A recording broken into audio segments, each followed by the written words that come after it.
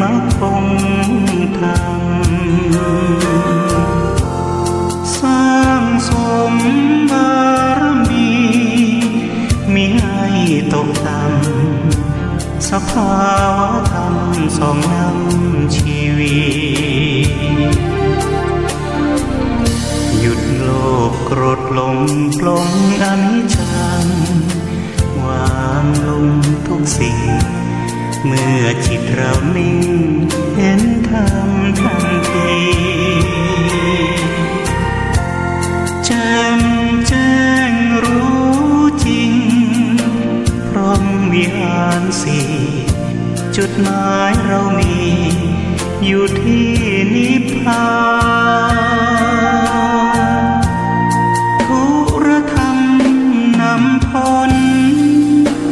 ล้นด้วยปัญญา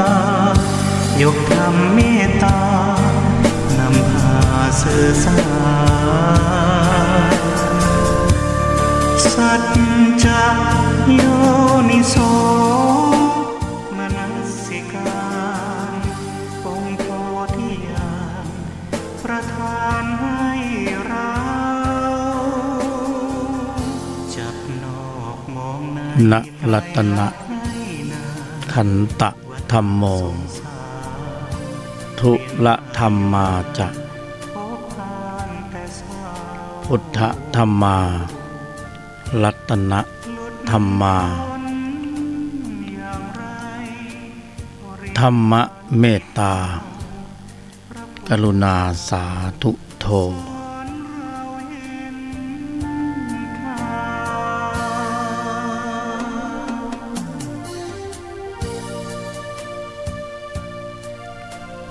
ขอต้อนรับทุกท่านสู่ช่วงเวลาของทุละธรรมนำพ้นโดยผู้ดำเนินรายการยกธรรม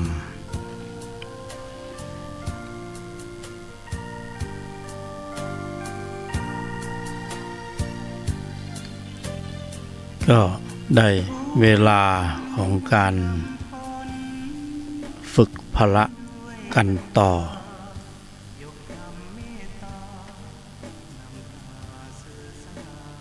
ได้เวลาของการฝึกฝนพละ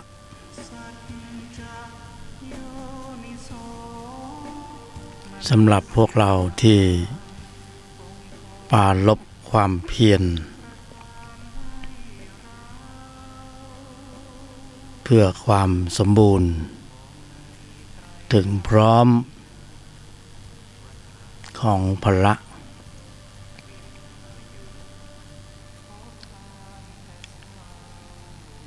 พวกเราโชคดี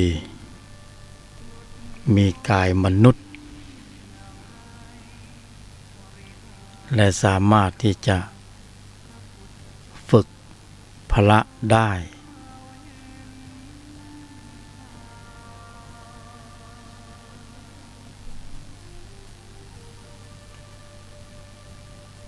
พละก็คือกระบวนการของจิต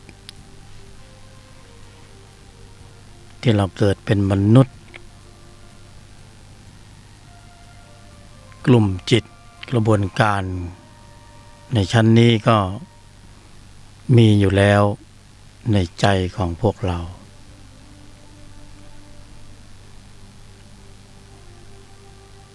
แต่เราต้อง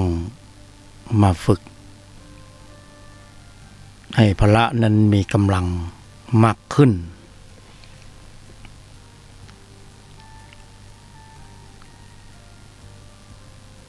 ไม่ใช่ว่าปกติแล้วพละไม่มีกำลัง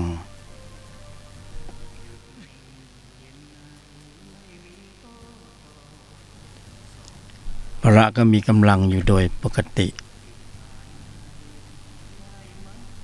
แต่ที่เราต้องปราลบความเพียรฝึกพละเป็นเป้าหมายเราต้องการที่จะให้พละในใจของเรามีความสมบูรณ์มากขึ้นกว่าเท่าที่มีอยู่ ให้มีความสมบูรณ์มากขึ้นแข็งแกร่งแข็งแรงแหลมคมเท่าทันรอบรู้แยกแยะเช็ดล้างล้วงลึกถอดถอนอนุสัยคือเราต้องการให้มีกำลังมากขึ้นนั่นเองเพราะนั้นต้องมาฝึกเราก็อยู่ท่ามกลางความหลากหลายของข้อวัดปฏิบัติอันมากมาย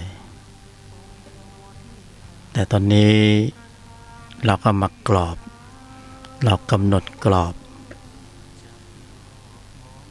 กระชับพื้นที่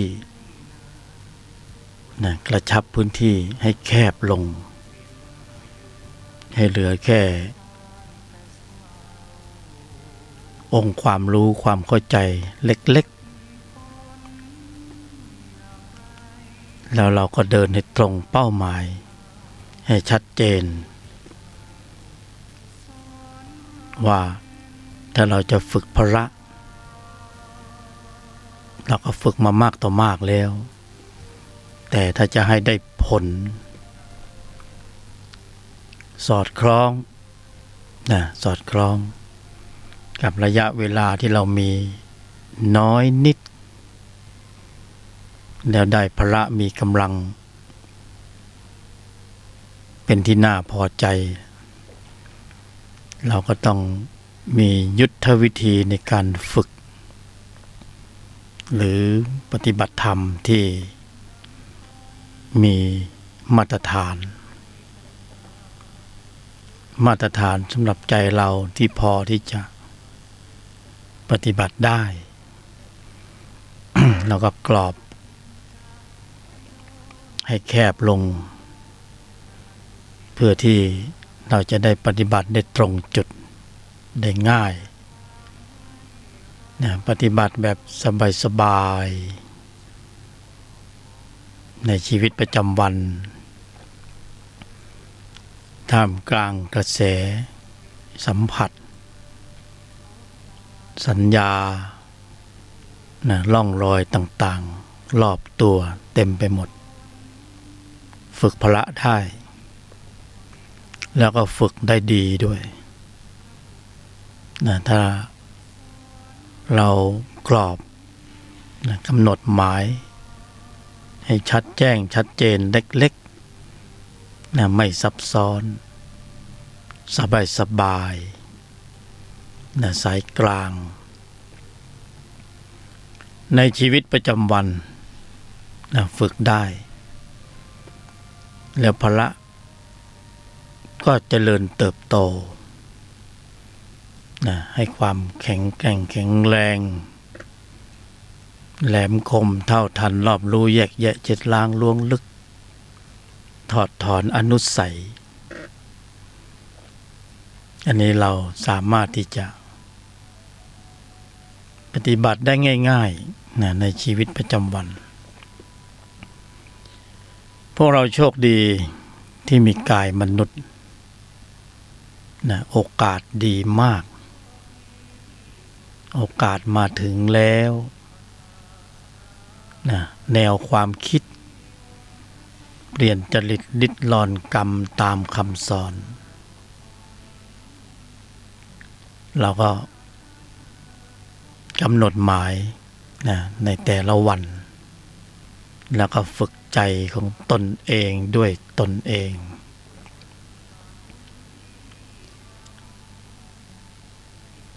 โลกที่เราอยู่มันเป็นโลกของข้อสอบเป็นสนามสอบเป็นสนามทดลองเป็นสนามสอบที่ชั้นภูมิเขากำหนดหมายให้จิตวิญญาณได้มีโอกาสมาเชื่อมโยงกับกายมนุษย์แล้วจะได้ทำธุระ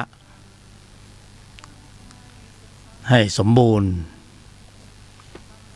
ในขณะเดียวกันท่านก็ให้ธุระโลกให้เราได้ดำเนินในขณะพร้อมกันนี้ก็ใครที่ปรารภความเพียรก็จะได้อีกหนึ่งธุระคือธุรธรรมในภายในถ้าเราเข้าถึงธุรธรรมในภายในเราก็จะเข้าใจ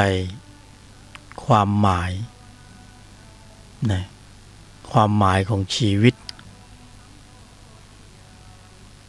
ว่าชีวิตเกิดมาแล้วมันมีความหมายหรือบางคนก็ถามกันบอกว่าเกิดมาทำไมเกิดมาเพื่ออะไรธุลธรรมมีคำตอบเราจะเข้าใจความหมายของการเกิดเป็นมนุษย์วัตถุประสงค์แล้วก็ไม่สับสนแต่บางคนที่มีแต่ธุระโลกมีแต่ธุระโลกก็พอชีวิตถึงทางตันมันก็หาคำตอบไม่เจอเจอแรงกดดันทางธุระโลกต่างๆมากมายเศรษฐกิจสังคมการเมืองกฎบัตรกฎหมายความอยุติธรรมที่มนุษย์มันเล่นกันสนุกสนาน คือมันเบียดเบียนกันอย่างสนุกสนาน แต่คนมีแต่ธุระโลกมันก็จะสับสนบางคนก็เบื่อหน่ายแล้วก็ไปปิดชีพตัวเองเสียให้เรียบร้อย ไม่ฆ่าตัวตายพอชีวิตถึงทางตันมันจนไม่มีกินลำบาก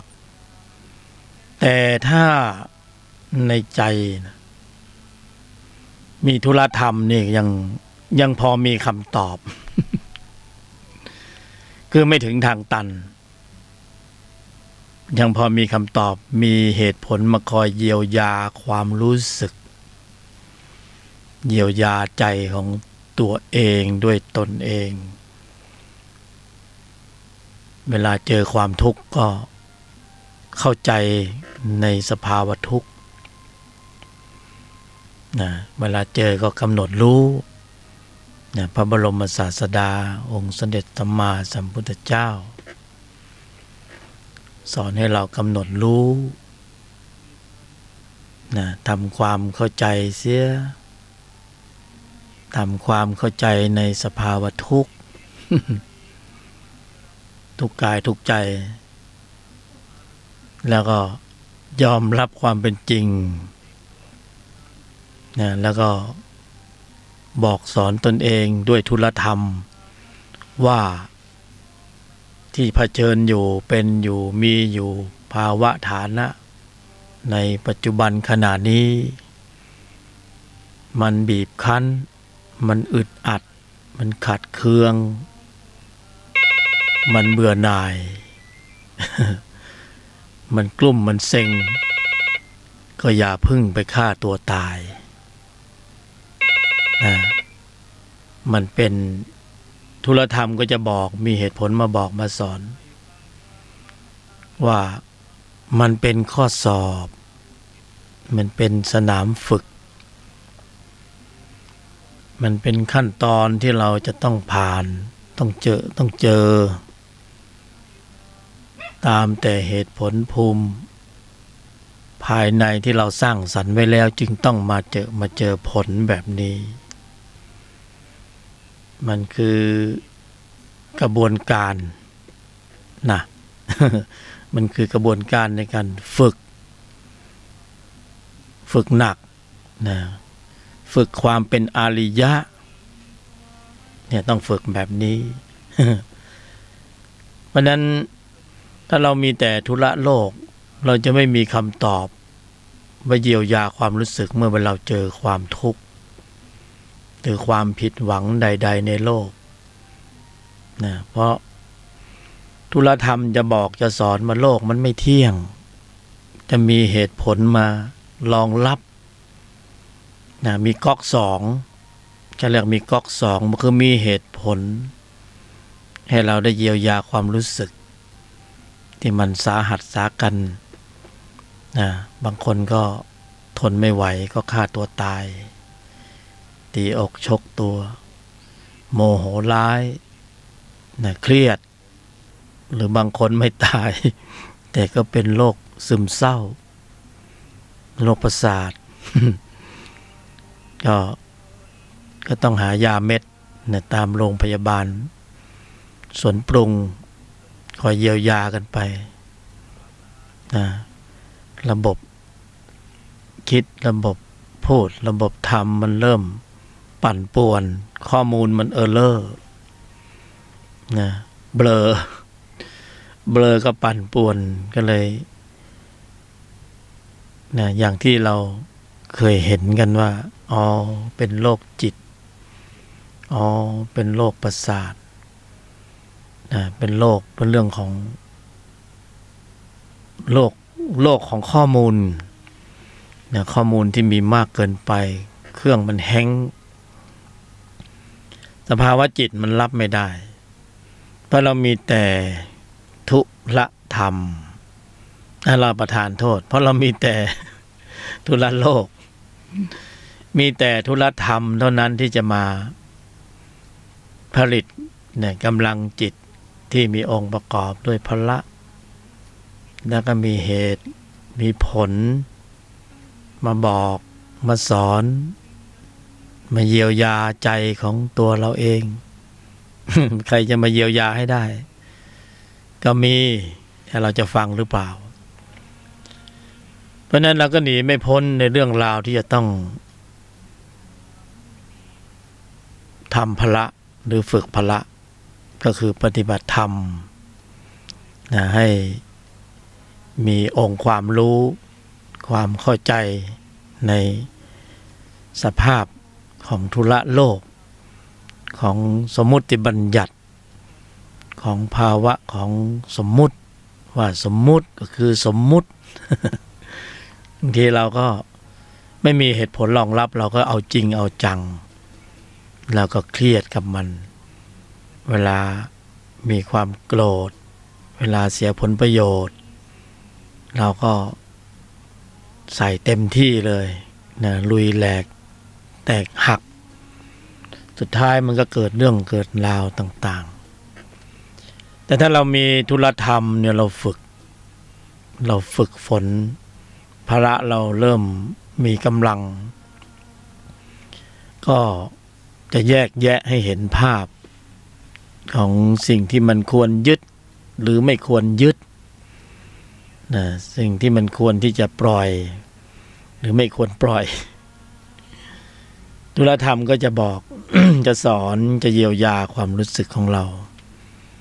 นะเป็นก๊อกสองถ้าเราไม่มีก๊อกสองเราเข้มอยู่ในก๊อกหนึ่งเนี่ย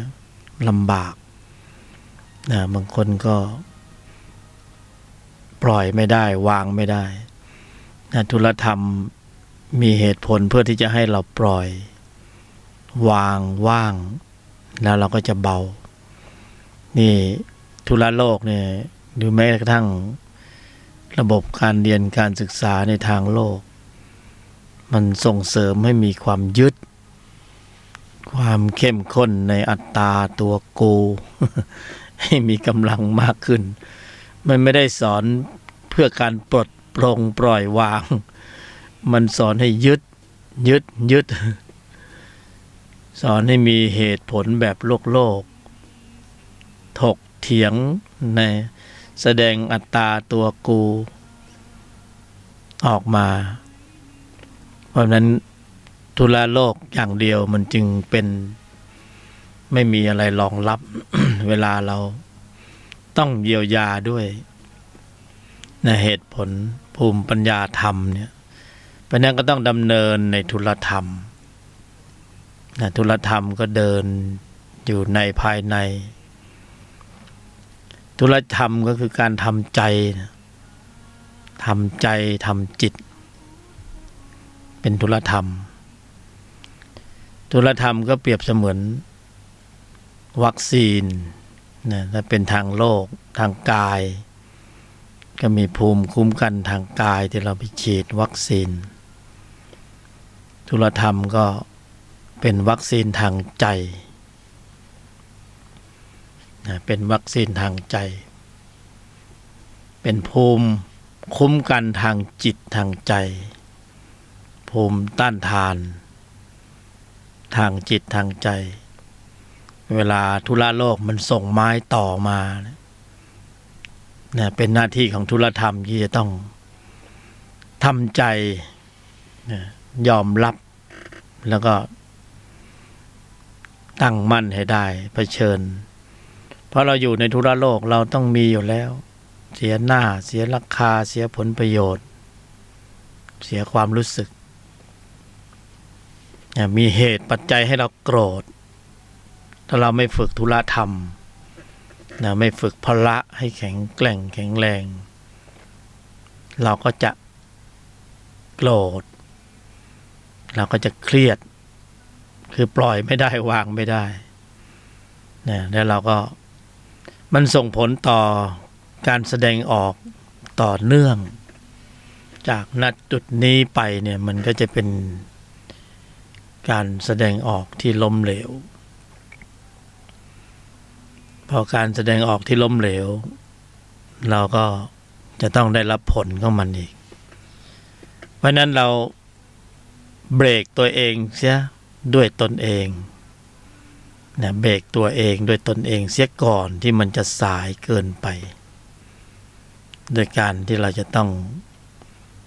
เพียรนะเพื่อความสมบูรณ์ถึงพร้อมของพละนะของพละคือเราต้องฝึกพละเพราะนั้นพละจึงมีอุปการะมากนะเป็นระบบคุ้มกันทางจิตภูมิต้านทานทางจิตนะต้านทานต่อเชื้อโรคก็คือมันอยู่ในใจเราเหมือนกันในที่นี้ก็หมายถึงจิตที่มีตัวประกอบด้วยนะอกุศลทั้งมวลนะเป็นเชื้อโรคเป็นเชื้อที่ทำให้เราทุกข์ใจ ส่วนเชื้อที่ทำให้เราเจ็บป่วยไข้นั้นอยู่ทางกายอันนั้นก็มีภูมิต้านทานอยู่แล้วนะเป็นหน้าที่ของเขาเรียกว่าแอนติบอดีหรือเม็ดเลือดขาว ทางแพทย์ก็ว่าอย่างนั้นเป็นระบบป้องกันทางกายเวลาเรามีบาดแผลนะเม็ดเลือดขาวหรือแอนติบอดีพวกนี้ก็จะเข้าไปมีบทบาทในการเยียวยาเสริมสร้างซ่อมแซมนะส่วนที่สึกหรอนี่ทางกายเขาก็มีธรรมชาติของเขาอยู่เวลาเชื้อโรคมันมาใหม่ๆเราก็ต้องไปฉีดวัคซีนเนี่ยเราก็มีนะเพราะนั้นมันก็อยู่กับเรานี่แหละนะเชื้อโรคทีนี้ทางจิตเนี่ยธรรมะก็จะมาเยียวยาธุลธรรมก็จะมาเยียวยาทางใจทางจิตก็แบ่งเป็นจิตในฝ่ายที่เป็นเชื้อโรคนะเชื้อโรคของความเครียดเชื้อโกรธนะเวลาเราโกรธนี่ก็ถือว่าเราได้เจ็บป่วยแล้วนะเราโกรธเราโลภเราหลงถือว่าเรามีอาการป่วยแล้ว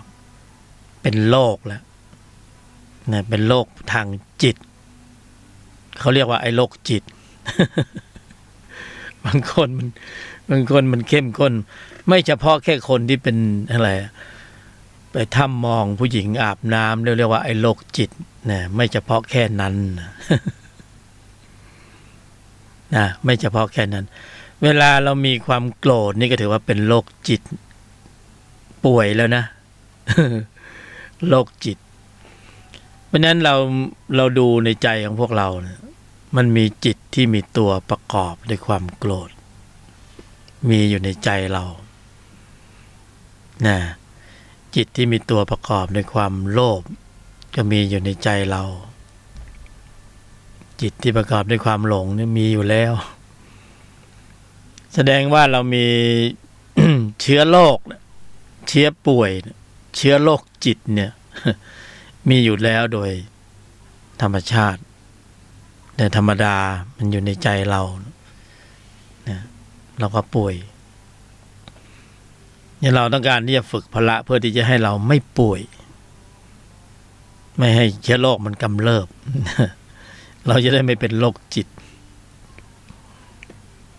เราก็ต้องมาฝึกพละนะเพราะเรารู้ว่าพละนั้นมีอุปการะมากที่สุดก็คือศรัทธาพละความเพียรพละสติพละสมาธิพละปัญญาพละพละก็คือกำลังเนี่ยให้มีกำลังแข็งแกร่งแข็งแรงแหลมคม เท่าทันรอบรู้แยกแยะเช็ดล้างล้วงลึกถอดถอนอำนาจการของเชื้อโรคถ้าพละเราสมบูรณ์เนี่ยเหมือนพระอรหันต์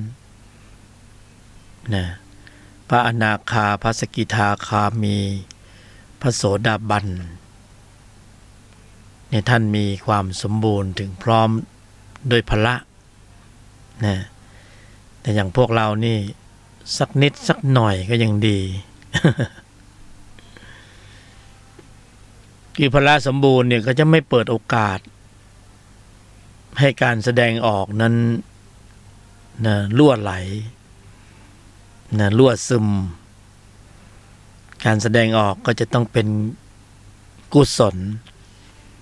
นะระบบความคิดการกระทำคำพูดก็จะมาตรฐานมากขึ้นถ้าพละไม่สมบูรณ์ก็ต่ำกว่ามาตรฐานนะต่ำกว่ามาตรฐานก็มีจุดรองรับของมาตรฐานของสัตว์เดรัจฉานนะมาตรฐานแบบนรก มาตรฐานแบบเปรตนะจนเฉียวเกลี้ยวกล่อมขาดความเมตตาอันนี้ก็คือต่ำกว่ามาตรฐานคือต่ำกว่ามนุษย์ลงไปถ้ามีข้อมูลเหล่านี้มากนะธรรมชาติก็ไม่สามารถที่จะจัดสรรให้มาเกิดเป็นมนุษย์ได้แต่ก็จัดสรรกันไปตามแต่ข้อมูลที่มีอยู่ที่แต่ละรูปแต่ละนามสะสมข้อมูลอยู่เพราะนั้นพระบรมศาสดาก็จึงเตือนสัตว์นะสัตวโรคทั้งหลายว่าให้ยังกุศลให้ถึงพร้อมไว้ก่อนนะอะไรนิดอะไรหน่อยก็ขอให้เป็นกุศลให้ถึงพร้อมไม่ทำบาปทั้งปวงนะทำจิตใจให้ขาวรอบเพราะอย่างน้อยก็ได้มาตรฐานของความเป็นมนุษย์อย่างถ้าพละเรามีกำลังแข็งแกร่งแข็งแรงมากขึ้นกว่านี้เราก็ขึ้นสู่ระดับของพระอริยบุคคลระดับชั้นโสดาบันนะมาตรฐานการแสดงออกก็จะมีมาตรฐานสูงมากขึ้นไม่รั่วซึม อย่างเราเป็นมนุษย์นี่เราครึ่งดิบครึ่งสุกครึ่งสัตว์ครึ่งประเสริฐเราก็มีจุดรั่วเรามาฝึกพละเพราะว่าเราต้องการที่จะไม่อยากให้รั่วแล้วเราต้องการกรรมที่เป็นกรรมขาวไม่เอากรรมดำเราต้องการมาตรฐานความเป็นประเสริฐ แบบสัตว์ไม่เอาแล้วนะเพราะว่าเราใช้มาบ่อยการกระทำมีผลตอบแทนคือเราใช้บ่อยๆมันเกิดความเคยชินขึ้นมาใครจะช่วยเราได้ เมื่อเราจะต้องไปอยู่ในภาวะฐานะเนี่ยของนรกของเปรตของสัตว์เดรัจฉานเนี่ยเพราะนั้นไปจากการแสดงออกทั้งนั้นเลยในสมัยที่เรามีกายมนุษย์ที่เรามาฝึกพละนี้เราต้องการที่จะให้มาตรฐานสูงขึ้นโดยการเข้าสู่ธุลธรรมในภายในมีคนน้อยคนที่สนใจแบบนี้ น้อยมากคนส่วนมากก็ไปธุระโลกเสียเป็นส่วนมากเขาไม่มาสนใจมานั่งฟังธุระธรรมหรอก มันไม่เกิดการไม่เกิดรายได้ไม่ได้เงินเสียเวลาเขาว่างั้นนะเพราะนั้นก็มีคนน้อยมากที่มันสนใจศึกษาเอาจริงเอาจังกับธุรธรรมในภายในนะเป็นคำพูดที่เพราะนะสำหรับมนุษย์ผู้ต้องการจะอัปเกรดนะมาตรฐานของความเป็นมนุษย์สูงขึ้นเกินกว่าความเป็นมนุษย์ขึ้นไปนะก็คือต้องเพิ่มปริมาณข้อมูลจิตที่มีองค์ประกอบด้วยกุศลนะคือพละนี่เองนี่เพราะฉะนั้นการเพิ่มปริมาณข้อมูลจิตที่มีองค์ประกอบด้วยกุศลในระดับชั้นนี้เนี่ยเป็นผลนะเราก็ต้องทำเหตุนะไม่ปรุงเหตุแล้วจะเอาผลมันก็ไม่ได้เหตุของการปรุงการบริหารเนี่ยการบริหารการปฏิบัติธรรมนี่มีเหตุก็จะมีหลักการในการปฏิบัติเล็กๆง่ายๆสบายๆสายกลางแล้วก็เป็นไปในชีวิตประจำวันไม่ค้านแย้งไม่ต้องหนีโลกไม่ต้องหนีสังคมไม่ต้องปลีกออกจากครอบครัวไปอยู่ในป่าไม้อยู่กับน้ำตกอยู่กับถ้ำอย่างนั้นน่ะเราไม่มีเวลา เราไม่มีเวลาไปแน่ๆใช่ไหมว่าเราต้องอยู่กับอะไรสิ่งแวดล้อมเรามีอะไรนะพ่อแม่พี่น้องลูกหลานหน้าที่การงานลูกพี่ลูกน้องเจ้านายนะสารพัดการบริหารจัดการเรื่องธุรกิจธุรโลกการงานการเงินหนี้สินนะธนาคารไฟแนนซ์ เยอะแยะเต็มไปหมดเราจะไปปฏิบัติอย่างนั้นเราก็ไม่มีเวลา ไม่มีเวลาไปก็ได้2 วัน 3 วันก็ต้องกลับซึ่งเรามาปฏิบัติธรรมแบบเวลาไม่มีนะไม่มีเวลาเราก็คงไม่มีเวลาได้ไปป่าไม้นะในถ้ำน้ำตกเราก็ต้องอยู่นะเมื่อเราต้องอยู่อย่างนี้มีธรรมที่คู่ควรแก่กันสอดคล้องในชีวิตประจำวันนะน่าสนนะสนไหม สนหรือเปล่านะไม่ต้องมาเชื่อไม่ใช่มาอุตริไม่ใช่มาชี้นำให้ท่านหลงทางแต่ก็ทำได้จริงๆเอาไปพิจารณานะอย่าเพิ่งมาเชื่อธรรมะตามสั่งข้างถนนนะแต่ก็ไม่แน่นะอาหารตามสั่งข้างถนนก็ผัดทำอยู่อย่างเดียวเฉพาะทางก็จะอร่อยนะ ไม่ต้องเชื่อนะนี่เอาไหมน่าสนใจไหมมีคนสนใจน้อยมากส่วนมากเขาจะไปธรรมะแบบที่ว่าเนี่ยคือเอาแบบไม่มีเวลาแล้วโอ้โหอยากจะไปกันเหลือเกินแต่เป็นธรรมะที่ไม่มีการเวลานะไม่มีเวลากับไม่มีการเวลาคนละอย่างคือไม่มีการเวลาก็คือจะปฏิบัตินึกจะปฏิบัติในขณะนี้ก็ปฏิบัติได้เลยทันทีทันใดเพราะอาศัยโลกสัมผัสนะธรรมะที่เขาจะไปอยู่ป่าอยู่ดอยกันเนี่ยเขาไม่ชอบสัมผัสนะแต่ธรรมะชั้นนี้ชอบสัมผัสชอบข้อสอบชอบถูกสอบถูกลองชอบถูกกระทบกระทั่งกระทุ้งกระเทือน ชอบถูกเขาด่าเขาว่าเขาแซวเขาชอบ สติจะต้องเท่าทันคือใช้ความเท่าทันสูงมากสติเขาจะบอกไว้เลยถ้าอยู่ในธุลธรรมแนวทางนี้นะเขาจะบอกเลยเขาบอกว่าข้อสอบมาแล้วเขาจะบอกตรงนี้ก่อนเพราะถ้าเราไม่มีสติระลึกขึ้นได้บอกว่าข้อสอบมาแล้วเนี่ยเราจะอินเข้าไปในธุระโลกนะเราอินเข้าไปแล้วเราก็จะบอกว่ากูถูกกระทบกูเสียหน้ากูเสียราคากูเสียผลประโยชน์กูต้องโต้ต้องตอบต้อง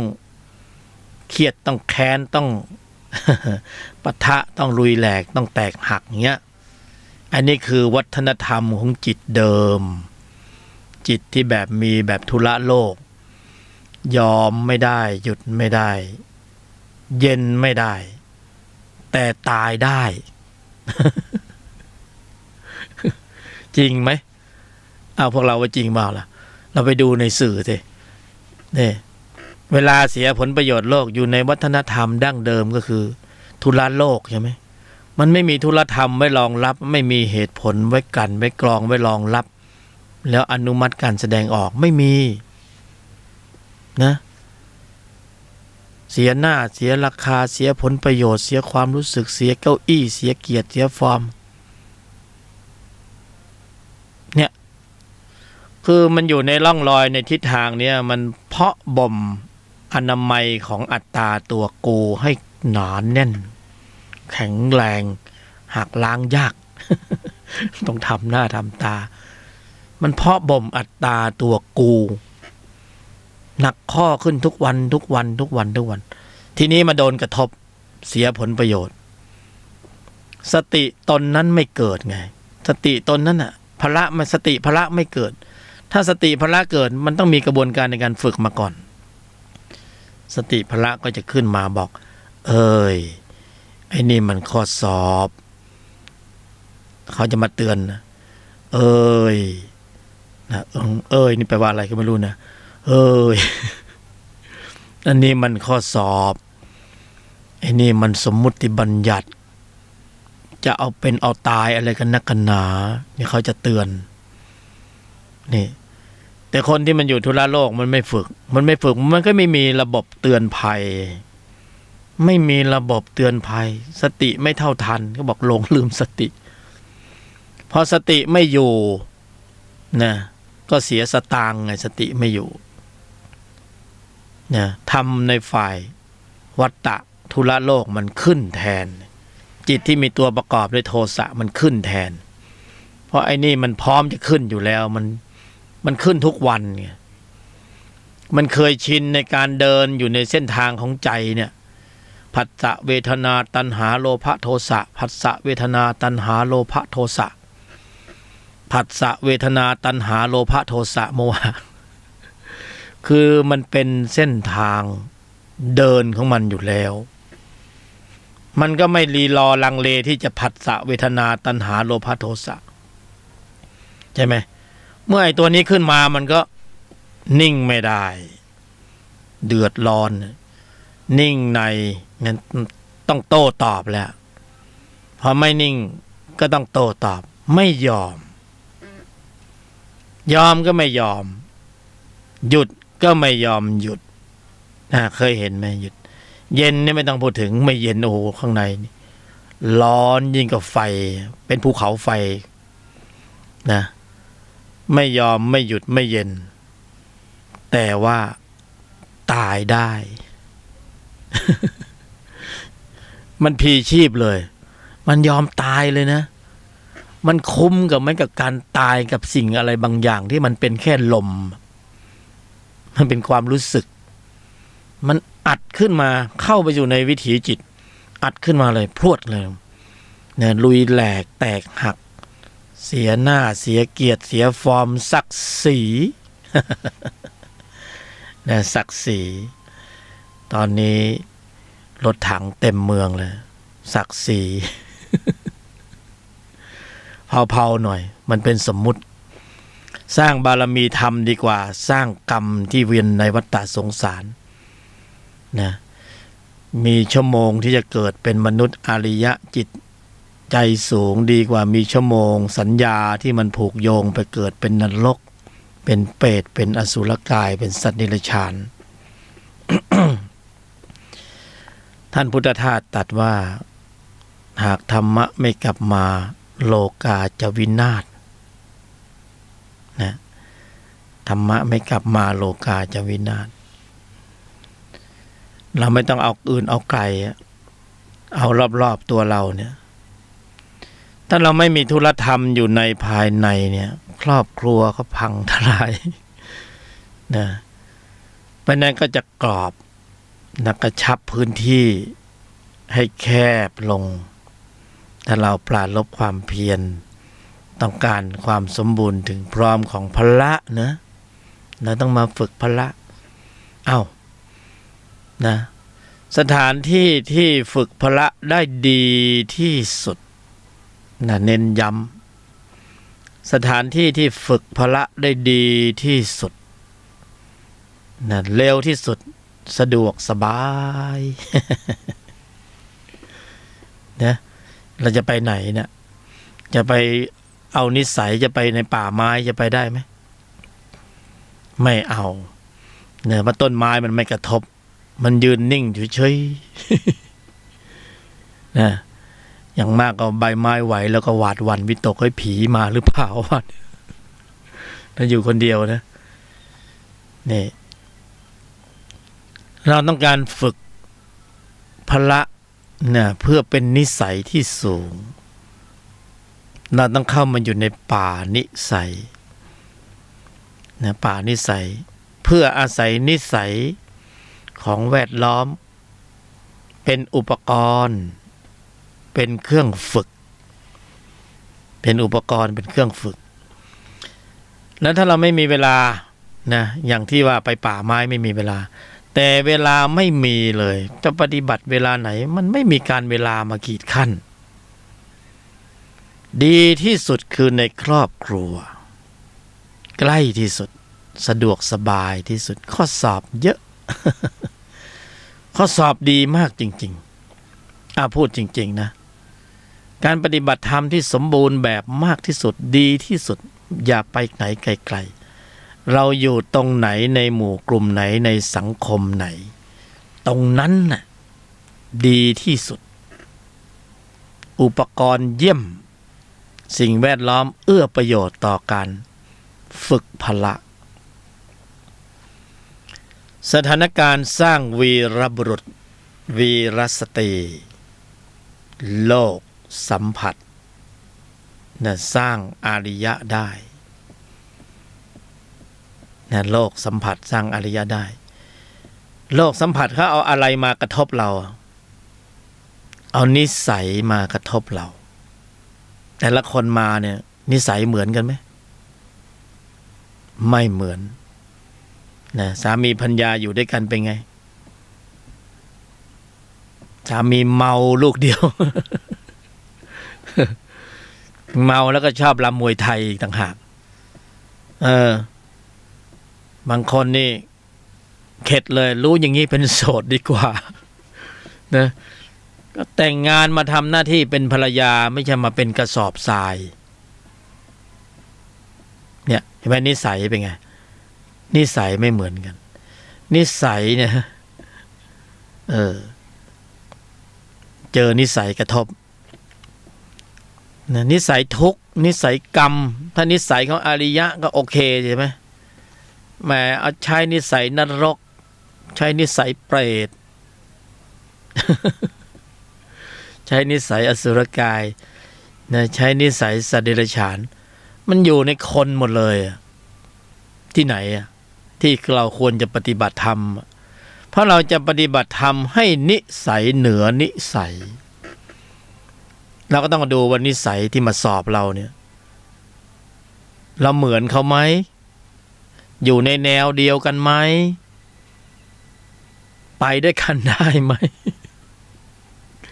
ผัวก็ขายยาบ้าเมียก็ขายยาบ้าไปด้วยกันได้เนี่ยสุดท้ายก็ไปติดคุกติดตารางด้วยกันเนี่ยแต่ไปถึงในคุกในตารางแยกเรา พอผู้หญิงไปที่หนึ่งผู้ชายไปที่หนึ่งนิสัยเหนือนิสัยเราต้องการนิสัยนะแล้วเราไปอยู่ในป่าไม้มีนิสัยอะไรมาขัดใจเราบ้างไม่มีนะแต่ถ้าฝึกฌานก็ไม่ว่ากันนะต้องการฤทธิ์ต้องการสงบต้องการนิ่งต้องการฌานต้องการปีติสุขเอกคตาสงบเงียบเรียบเย็นนะจะเล่นฤทธิ์เล่นอะไรก็เอาก็ต้องไปที่เส้นทางของฌานแต่นิสัยเนี่ยมันต้องอยู่กับนิสัยแล้วเร็วมากเร็วนะไม่ใช่ว่าเร็วความเร็วสูงถ้าเราคัดท้ายดีๆนี่คัดท้ายดีๆอยู่กับนิสัยของวัฏฏะแต่วันหนึ่งเรารู้สึกว่าเขาโกรธเก่งเหลือเกินเขาเข้มข้นในความเข้มข้นของความโกรธมีปริมาณความเข้มข้นสูงแล้วเราก็ยังโต้ตอบปะทะคารมด้วยโต้ไปโต้มาเราก็แสดงความโกรธมันก็พันเดียวกันอีกแต่วันใดที่เรากระทบกระทั่งกระทบกระเทือนแล้วเรารู้สึกเฉย สงบตื่นรู้เท่าทันนะพอเสียงกระทบหูเราสติเขาควบคุมสถานการณ์ทั้งใจเลยขึ้นสู่วิถีจิตนิ่งในไม่โต้ตอบปล่อยมันพร่ำของมันไป เช้ายันเย็นปล่อยมันพร่ำมันไปมันจะบ่นไปทั้งวันก็จะด่าไปทั้งวันให้มันด่าไปนะพร่ำไปของเราก็เรากรอบแล้วนี่เรากรอบเรากระชับพื้นที่เราควบคุมพื้นที่ของใจเราแค่นั้นเองเราก็นิ่งในไม่โต้ตอบเวลาหนักข้อเข้าเราก็ยอมหยุดเย็นนะนิ่งในไม่โต้ตอบเราจะแลกแล้วไงบางทีต้องเสียผลประโยชน์โลกเพื่อต้องการผลบารมีนะกระทบกระทั่งกระทุ้งกระเทือนบางทีอาจจะต้องเจ็บเนื้อเจ็บตัวบ้าง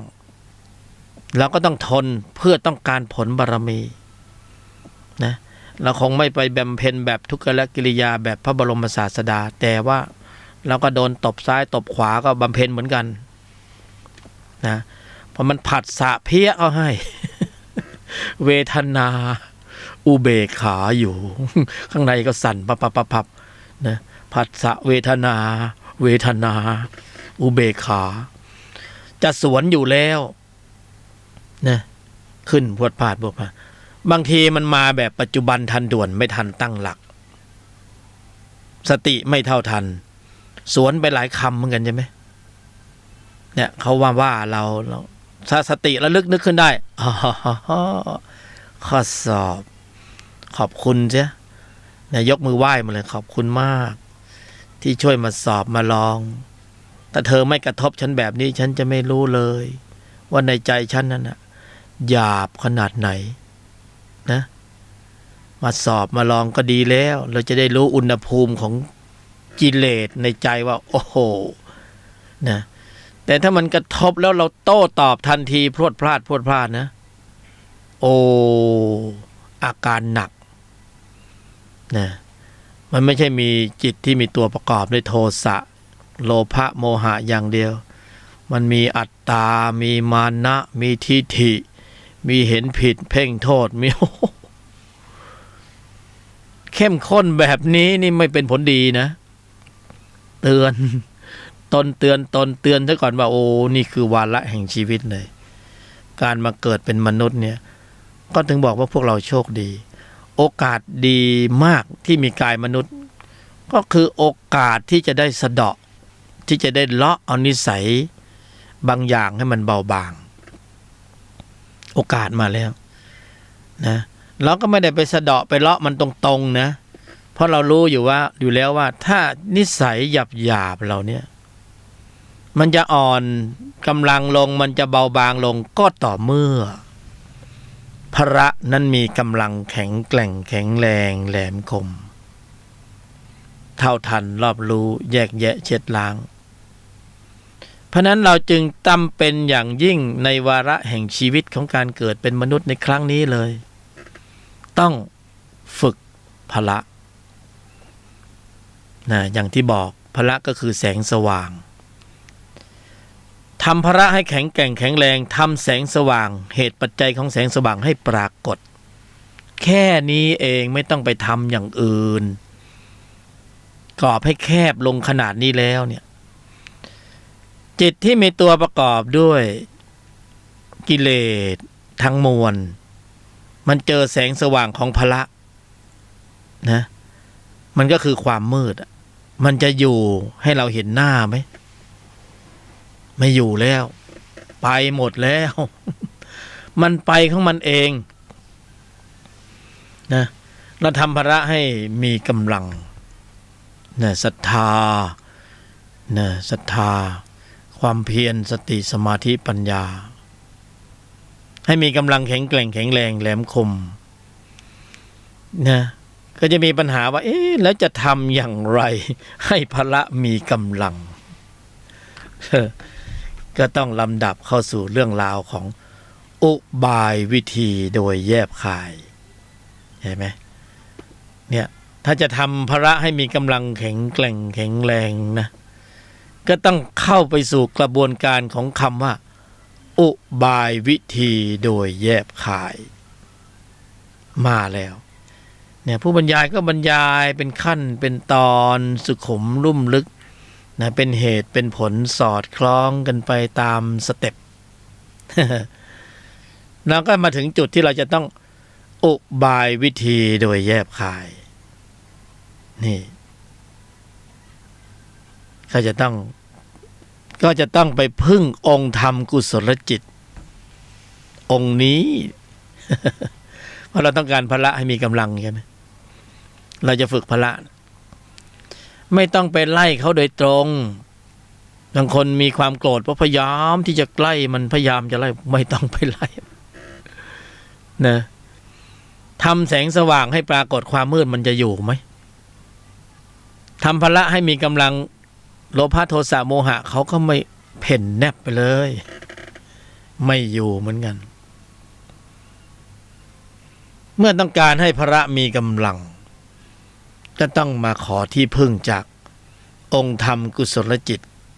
ที่พระบรมศาสดาทรงสรรเสริญองค์ธรรมองค์นี้มากๆในหลายที่หลายแห่งที่พระองค์เสด็จไปโปรดเวนยสัตว์ในภูมิต่างๆทรงสรรเสริญองค์ธรรมกุศลจิตองค์นี้เพราะเป็นบทนำสำคัญเป็นเหตุเป็นปัจจัยสำคัญที่จะทำให้พระนั้นขับเคลื่อนกำลังถ้าไม่มีองค์ธรรมกุศลจิตองค์นี้นะไม่รู้นะว่าพวกเราปฏิบัติอะไรกันอยู่นะอย่าเพิ่งเชื่อฟังก่อน ไม่ฟังก็ไม่ได้ไม่เป็นไรนะไม่ต้องมาสนใจหรอกผู้บรรยายเป็นฆราวาสไม่ใช่พระ ไม่ได้อยู่ในสีสันพระเหลืองแต่เคยบวชนะเคยอยู่วัดอุโมงค์สวนพุทธธรรมหอสมุดธรรมโคตรนะอ่านฟังมาเกือบหมดแต่ได้มาแค่นี้นะอย่าเพิ่งเชื่อเอาไปพิจารณาก่อนนะไม่ใช่อาจารย์ไม่ใช่มาสอนอะไรเป็นกัลยาณมิตรเป็นเพื่อนนี่พระบรมศาสดาสรรเสริญองค์ธรรมกุศลจิตองค์นี้มากที่สุดเมื่อก่อนเราก็ศึกษาธรรมะแล้วเราก็ผ่านไปผ่านมาไม่ได้สนใจนะเราไม่สนใจองค์ธรรมกุศลเพราะเราก็เข้าไม่ถึงว่าคืออะไรพระบรมศาสดาตรัสว่ามีอุปการะมากที่สุดถ้าไม่ขึ้นต้นด้วยองค์ธรรมกุศลจิตองค์นี้องค์อื่นๆก็ท่าทางจะไม่ขยับอยู่นิ่งๆเฉยๆองค์นี้เหมือนบัตรเชิญเหมือนเทียบเชิญนะสำคัญมากจะสอดคล้องกับอุบายวิธีโดยแยบคายนะ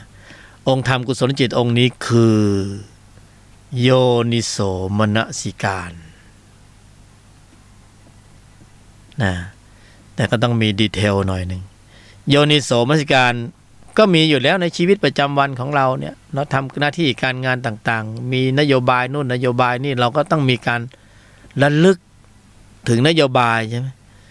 เพื่อให้เป็นไปตามเป้าหมายโยนิโสมนสิการก็มีบทบาทไม่งั้นเราก็ลืมพอไม่ระลึกขึ้นไม่กระทำไว้ในใจขึ้นองค์ธรรมอื่นก็ไม่ขึ้นเพราะนั้นก็จะต้องมีกรอบกำหนดกรอบของโยนิโสมนสิการว่าโยนิโสมนสิการรับชอบในกรอบไหนในความกว้างความยาวความหนาความลึกในกรอบเนี่ยอยู่ในกรอบไหนนะเพื่อที่จะให้เล็งผลไปสู่เป้าหมายคือพละห้าปกติชีวิตประจำวันพวกเราทำหน้าที่การงานพละก็ทำหน้าที่อยู่แล้วแต่นะเราต้องการเฉพาะทางนะหมอเราต้องการหมอเฉพาะทางโรคหัวใจโรคศัลยกรรมประสาทนะเฉพาะทางโรคผิวหนังอะไรก็ว่าไปเราไม่คงจะไม่ปรูพรมนะบางทีเราก็ไปหาหมอไม่ตรงโรคเพราะนั้นเฉพาะทางการปฏิบัติธรรมก็เช่นเดียวกันเรากรอบให้แคบลงอยู่ในเฉพาะทางนะในเรื่องของการเฉพาะทางเรื่องการกำหนดควบคุมระบบแสดงออกอันนี้คือถ้าเรากำหนดในกรอบของการควบคุมการแสดงออกเริ่มแล้วนะเริ่มนะเมื่อก่อนนี่เราไม่ได้อยู่ในเส้นทางของมรรคหรอกเราอยู่ในเส้นทางของมั่ว นะเส้นทางไหนมาเป็นสิ่งเรายั่วยวนให้เราไปเราก็ไปหมดใช่ไหมเรามั่ว มั่วนิ่มนะภาษาเหนือเขาเรียกแกงโฮนะแกงโฮ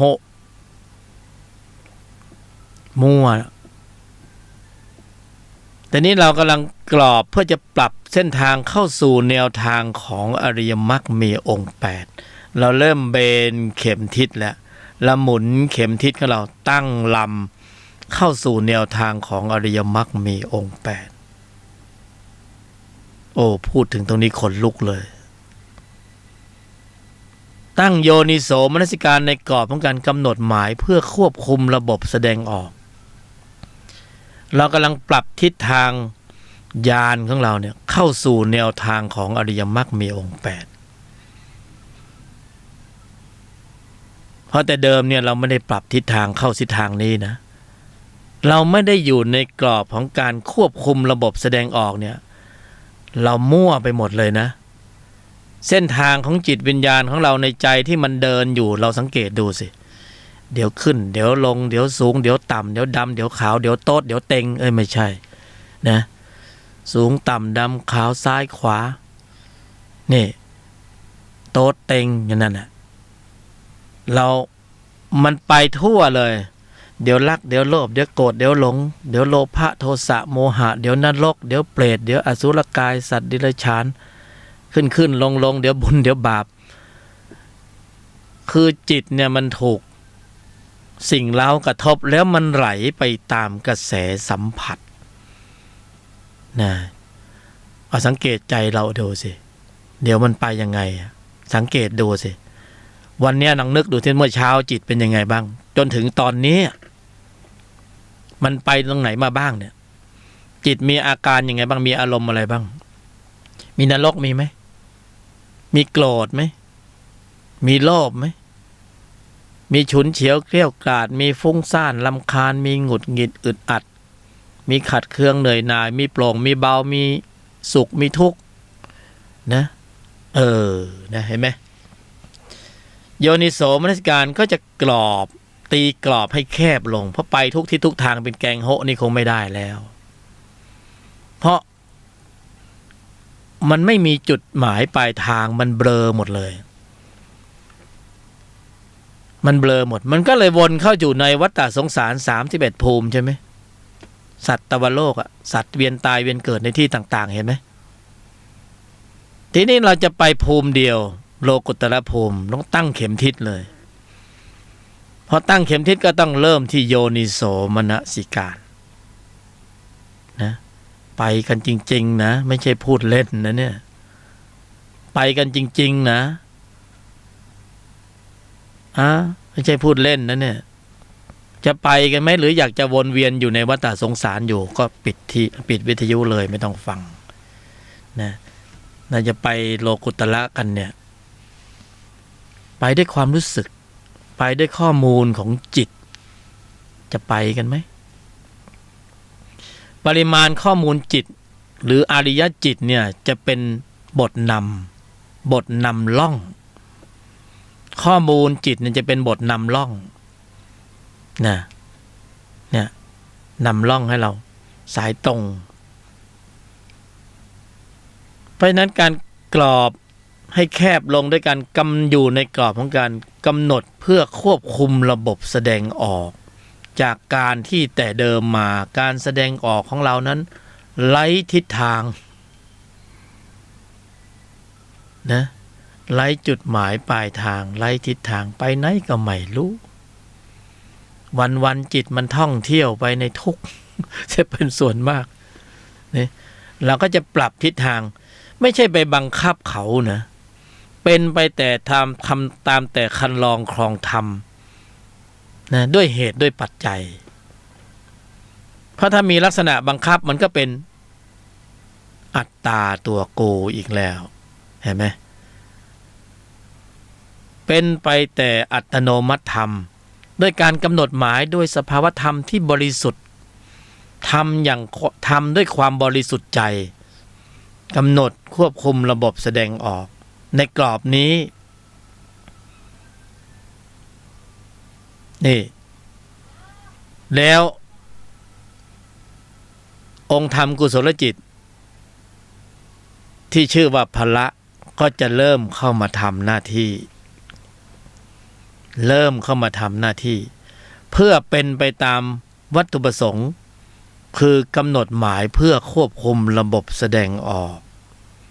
ก่อนหน้านี้เราไม่เคยมีการกำหนดหมายเพื่อควบคุมระบบแสดงออกเลยใช่ไหมใช่เราไม่เคยที่จะมากำหนดหมายเพื่อควบคุมระบบแสดงออกเลยเราปล่อยการแสดงออกไปตามกระแสสัมผัสไหลไปตามกระแสสัมผัสนะเพราะนั้นจิตเรามันจึงมีความหลากหลายขึ้นลงนรกบังเปรตบังอสุรกายสัตว์เดรัจฉานมนุษย์บังอะไรหมุนเวียนอยู่ในเนี้ยเขาเรียกว่าโลก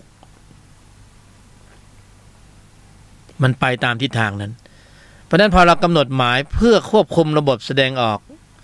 องค์ธรรมกุศลจิตองค์ธรรมที่มีอุปการะมากที่สุดคือโยนิโสมนสิการเนี่ยอันนี้ของจริงเลยนะมีอยู่ในใจอย่างพวกเรานะถ้าเรากำหนดหมายเยี่ยงอย่างนี้เนี่ยเป็นเหตุเป็นปัจจัยเชื้อเชิญให้พละเคลื่อนกำลังออกมานะพละมีรถถังกี่คันก็เคลื่อนออกมาเลยตอนนี้จะต้องทำพละให้แข็งแรงศัตรูเห็นก็ตกใจมันก็อ่อนแอไปเองนะถ้าพละไม่แข็งแรงเป็นยังไงกิเลสก็ได้ทีเลยทีนี้ล้อมกรอบทุกวันนี้เขายึดพื้นที่ของใจได้เด็ดเสร็จเด็ดขาดเขาล้อมกรอบอยู่แล้วนะจึงสามารถชี้นำสรรพสัตว์ให้เวียนตายเวียนเกิดในวัฏฏะสงสารได้เราก็เลยจำเป็นต้องฟื้นกำลังขึ้นมาเพราะว่ากิเลสมันยึดครองใจไว้นานมากเกินไปแล้วมันชี้นำแต่ละทีเนี่ยโอ้โหหัวทิ่มหัวตำเลยใช่ไหมนะก็นรกมันจะชี้อะไรล่ะมันก็ต้องชี้เป้าหมายไปนรกเปรตมันจะชี้ไปไหนล่ะเผ่าพันธุ์ไหนก็เผ่าพันธุ์นั้น เดรัจฉานมันจะชี้ไปไหนมันก็คือจิตนี่เองทีนี้ในใจเราไม่ใช่มีจิตเฉพาะพวกนี้ไงนะเรามีจิตที่มีองค์ประกอบด้วยกุศลในระดับชั้นของมรรคก็มีนะอินทริบาท4อินทรีย์5พละ5โพชฌงค์7สติปัฏฐาน4มรรคมีองค์8โพธิปัจจยธรรม37มีครบองค์ประชุมเลยแต่ว่าไม่มีกำลังไม่รวมเป็นหนึ่งก็ไม่สามารถจะทำอะไรได้นะทำไมพระบรมศาสดาต้องตัดมัคคสมังคีเอกญมัคโคปฏิปทา รวมเป็นหนึ่งมีกำลังมากขยายออกมาแล้วคือโพธิปักขิยธรรม37อยู่ในนี้หมดเลยเพราะนั้นกำหนดหมายควบคุมการแสดงออกคือการขับเคลื่อนกำลังจิตที่มีองค์ประกอบด้วยกุศลนะน้องๆโพธิปักขิยธรรม37เลยฟังดูก็ธรรมดาแต่ว่าอานุภาพนะกำลังขับนั้นสูงมากถึงบอกว่าพวกเราโชคดีที่มีกายมนุษย์เพราะกายมนุษย์ปรุงโพธิปักขิยธรรม37ได้ด้วยการเริ่มต้นด้วยอุบายวิธีโดยแยบคายมันจะตรงข้ามกับเล่ห์เหลี่ยมเพทุบายนะพาวนเข้าไปในวัฏสงสารนะทุกข์แล้วทุกข์อีกจนเคยชินกับความทุกข์แล้วก็รู้สึกว่าชีวิตนี้กับความทุกข์เป็นของคู่กันสุขคงจะหายากนี่ชินนะพาวนไปได้เล่ห์เหลี่ยมเพทุบายนี้จะออกจากวังวนตรงนั้นได้ด้วยอุบายวิธีโดยแยบคายกำหนดหมายใช้การแสดงออกล้างการแสดงออกใช้นิสัยละนิสัยมาฝึกนิสัยนะเราจะพิสูจน์ทราบว่าใจเราเนี่ยอยู่ในชั้นไหนก็ไอตอนที่มันโดนกระทบผัสสะแล้วมันเกิดอาการอะไรขึ้นแล้วเราแสดงออกไปอย่างไงสติมีความเท่าทัน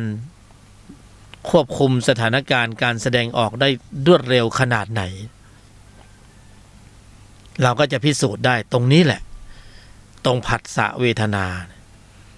เราจะม้วนเข้าสู่วังวนแห่งวัฏฏะเหมือนเดิมหรือเราจะขยายมันออกนะขับเคลื่อนกำลังของธรรมจักรในภายในตรงนั้นเลยตรงที่กระทบสัมผัสนะโลกสัมผัสสถานการณ์สร้างวีรบุรุษวีรสตรีนะโลกสัมผัสจะสร้างอริยะจริงๆถ้าจะเป็นอริยะเนี่ยมันพลิกเขาเรียกว่าพลิกจิต ใช้ศัพท์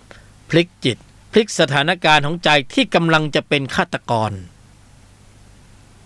ด้วยแรงขับของจิตที่มีตัวประกอบด้วยโทสะมูลจิตอัดแรงขึ้นมาเลยส่งผลสู่ระบบการแสดงออกมันบอกว่าให้ทำลายล้างให้ใช้ความรุนแรงให้ฉุนเฉียวเกลี้ยวกล่อมขาดความเมตตานะเสี้ยววินาทีณลมหายใจนั้นไม่มีใครช่วยใครได้แต่ถ้าฝึกธุลธรรมมาก่อนฝึกพละมาก่อนความรวดเร็วของจิตที่มีองค์ประกอบด้วยกุศลก็คือสติพละจะวิ่งขึ้นสู่วิถีจิตแล้วสกัดกั้นจิตที่มีตัวประกอบด้วยโทสะตัวนั้นน่ะให้มันสงบระงับลงก่อนที่มันจะผลักดันให้เกิดการแสดงออกที่รุนแรงเป็นอกุศลขนาดนั้นเลยนะความเร็วสูงมากถ้าพวกเราได้สัมผัสนะสามารถสัมผัสได้ในใจของคนทุกคนความเร็วสูงมากสติพละมีกำลังสูงมากขอให้ฝึกเถิดเกิดมาเป็นมนุษย์ครั้งนี้ถ้าไม่ได้สัมผัสสภาวะความรู้สึกของการเคลื่อนกำลังของสติพละนี่นะแม่โอ้ยจะพูดยังไงดีนะเกิดมาทั้งทีไม่ได้สัมผัสตรงนี้นี่นะแม่ไม่รู้จะเปรียบยังไงเสียโอกาสอย่างร้ายแรงแล้วไม่ใช่ว่ายากนะแล้วฝึกในชีวิตประจำวันจนพละมีกำลังมากขึ้นเนี่ยเขาจะเข้าควบคุมสถานการณ์ของใจทั้งหมดเลยนะเข้าควบคุมสถานการณ์ของใจไว้จิตที่มีตัวประกอบด้วยโลภะโทสะโมหะหงอลงไปทันทีขึ้นไม่ได้เมื่อขึ้นไม่ได้ก็ไม่สามารถชี้นำสัตว์ ตานังหรือผู้แสวงการเกิดอย่างเราเนี่ยไปสู่อบายภูมิได้เหมือนเดิมเขาขึ้นสู่วิถีจิตไม่ได้เขาชี้นำการแสดงออกไม่ได้เขาไม่สามารถจะนำพาให้เราไปเกิดในตำแหน่งที่มีภาวะฐานะเป็นนรกเป็นเปรตเป็นอสุรกายได้อีกต่อไปนะเมื่อเราไม่มีตำแหน่งเกิดนรกก็เกิดไม่ได้นะสัตว์เดรัจฉานก็ไปเกิดไม่ได้นะไม่ต้องเสียดายนะ เปรตก็ไปเกิดไม่ได้มนุษย์นะชั้นสูงได้นะพระอริยบุคคลชั้นต่างๆก็รองรับเราได้มีตำแหน่งให้รองรับเพราะมาตรฐานของเราเปลี่ยนไปแล้วนะเมื่อก่อนเรามีมาตรฐานต่ำก็ลงข้างล่างไงมาตรฐานต่ำลงข้างล่างต่ำกว่ามนุษย์ลงไปแต่ตอนนี้มาตรฐานสูงขึ้นเกินกว่ามนุษย์ขึ้นไปเราเป็นพระอริยบุคคลได้เมื่อข้อมูลจิตตัวนั้นไม่มีกำลังส่งแล้วมันจะส่งยังไงก็ส่งไปไม่ได้เพราะไม่มีกำลังแรงขับเขาไม่มีกำลังแต่ตอนนี้เนี่ยในใจเราเนี่ยเขามีแรงขับเขาจะส่งเราไปเกิดในนรกเขาก็ไปได้เพราะกำลังมันมีอยู่นะไม่มีอะไรไปตัดรอนกำลังนั้นกำลังของนรกกำลังของเปรตอสุรกายไม่มีเครื่องมือไปตัดกำลังนั้นไม่มีจิตที่ไปทำปฏิกิริยาแล้วตัดกำลังตัวนั้นให้มันอ่อนแรงลงมีแต่เราจะต้องฝึกพละจนกว่าพระมีกำลังศรัทธาความเพียรสติสมาธิปัญญามีกำลังแข็งแกร่งแข็งแรงแหลมคมเท่าทันรอบรู้แยกแยะเช็ดล้างล้วงลึกถอดถอนนั่นคือเป้าหมายของเรามาเพื่อที่จะต้องฝึกพละไม่ใช่มาเพื่อที่จะเอาเป็นเอาตายในเรื่องราวของสมมุติบัญญัตินะฟังแล้วเข้าท่าไหม เราก็อยู่ในโลกไปธุระโลกไปแต่ว่าธุระธรรมก็คอยเยียวยาความรู้สึกเราคอยปล่อยวางคอยวางคอยว่างคอยว่างคอยปล่อยคอยวางคอยวางคอยว่างนะเพราะชีวิตเป็นของน้อยระยะเวลาเราอยู่เพียงแค่ไม่กี่ร้อยไม่ถึง100 ปีนะไม่กี่10 ปีเราก็ต้องโบกมือบายบายแล้ววันนี้เราฝึกพละได้มากน้อยเพียงใด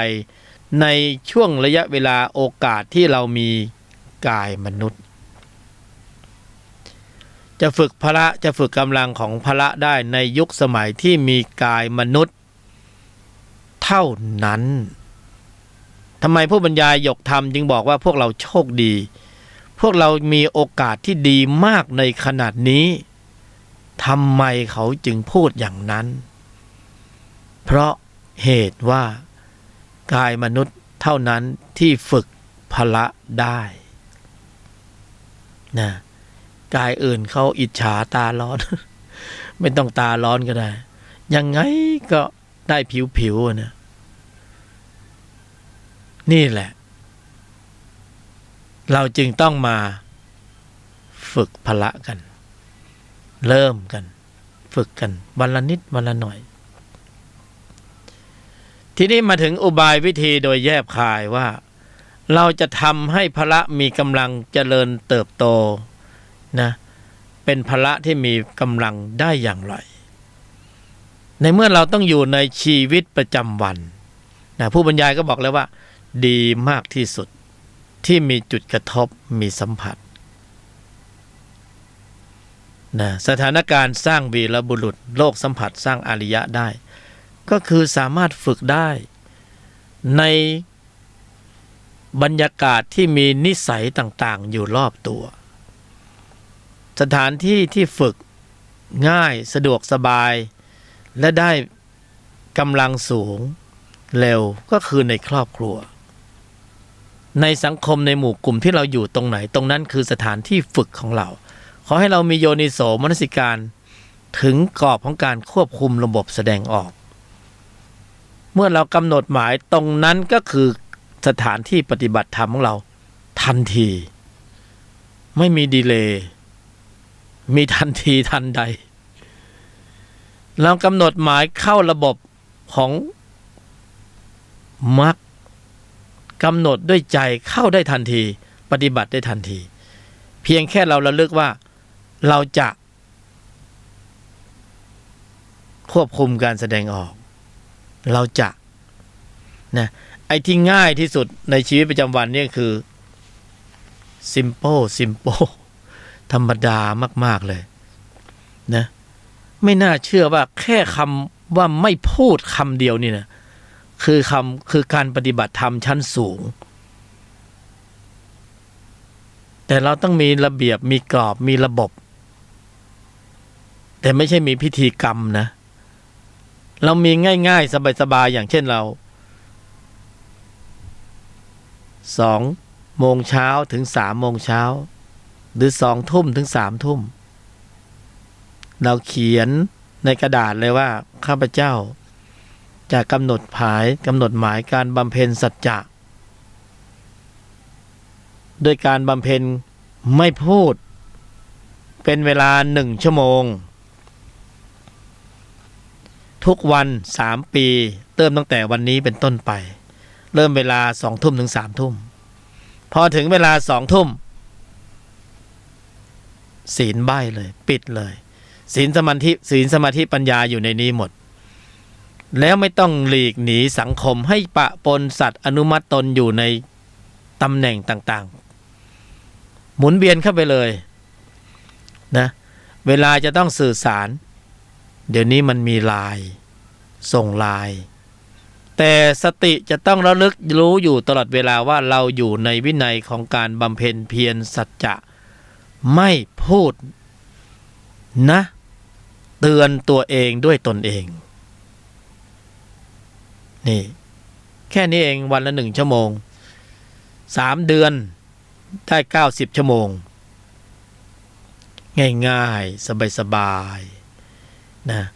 ยืนเดินนั่งนอนกินข้าวไปไหนมาไหนขับรถนะได้หมดนะแม้กระทั่งเข้าไปในผับในบาร์เข้าไปเถอะเข้าไปเลย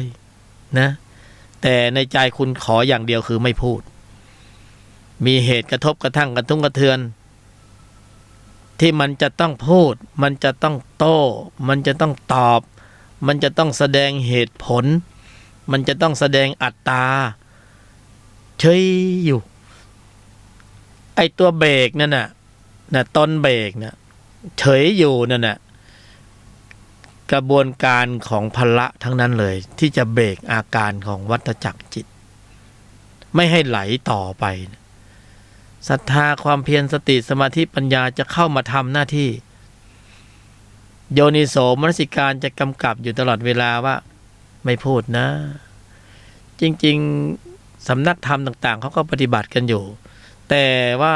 สถานการณ์สร้างวีรบุรุษถ้าเราฝึกในสำนักปฏิบัติทุกคนนั้นคนซ้ายคนขวาเขาก็ปฏิบัติเหมือนเรานะก็ได้ขอเพียงแค่ระลึกว่าเราจะควบคุมระบบแสดงออกในปัจจุบันขณะนี้ขณะนั้นขอแค่ระลึกแค่นั้นนะสติขึ้นแล้วนะเอาคะแนนความยากไป5 แต้มแต่ถ้าจะเอายากกว่านี้เรากำหนดหมายไม่โกรธ1 ชั่วโมงสบายๆนะกำหนดหมายไปเลยฟิกเวลาไว้เราไม่ได้มองว่าเราจะโกรธหรือไม่โกรธเราต้องการใช้อุบายโดยแยบคายเยี่ยงอย่างนี้เป็นบทนำล่อง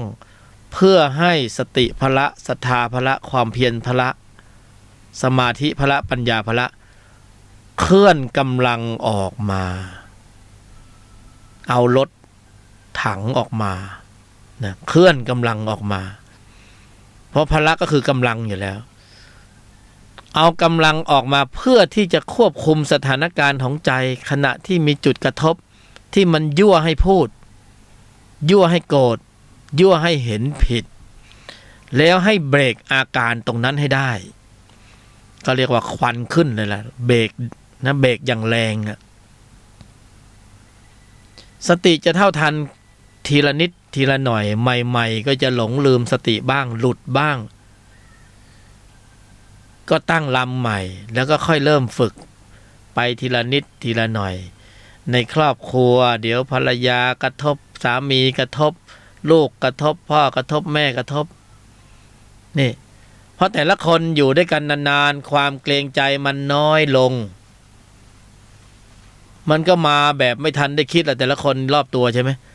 จะนึกอะไรจะพูดอะไรได้มันก็หลุดปากออกมาเลยบางทีก็หยาบบ้างไม่หยาบบ้างก็นะ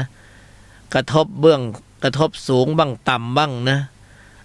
เหมือนกับให้เกียรติบ้างไม่ให้เกียรติบ้างคำพูดคำจาต่างๆเราจะต้อง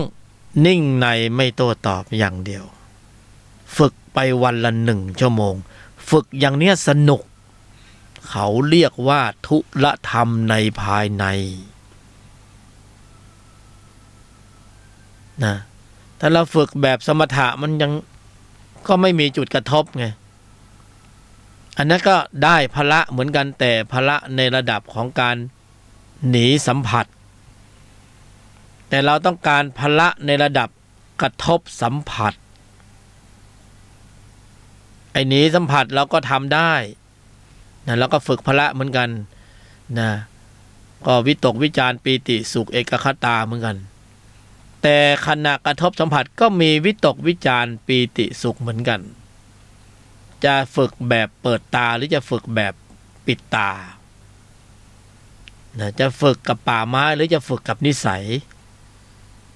เรากำหนดหมายตัวเราเองได้ไม่ต้องใครๆมาชี้นำแล้วไม่มีกฎระเบียบมีแค่นี้เองนะไม่พูด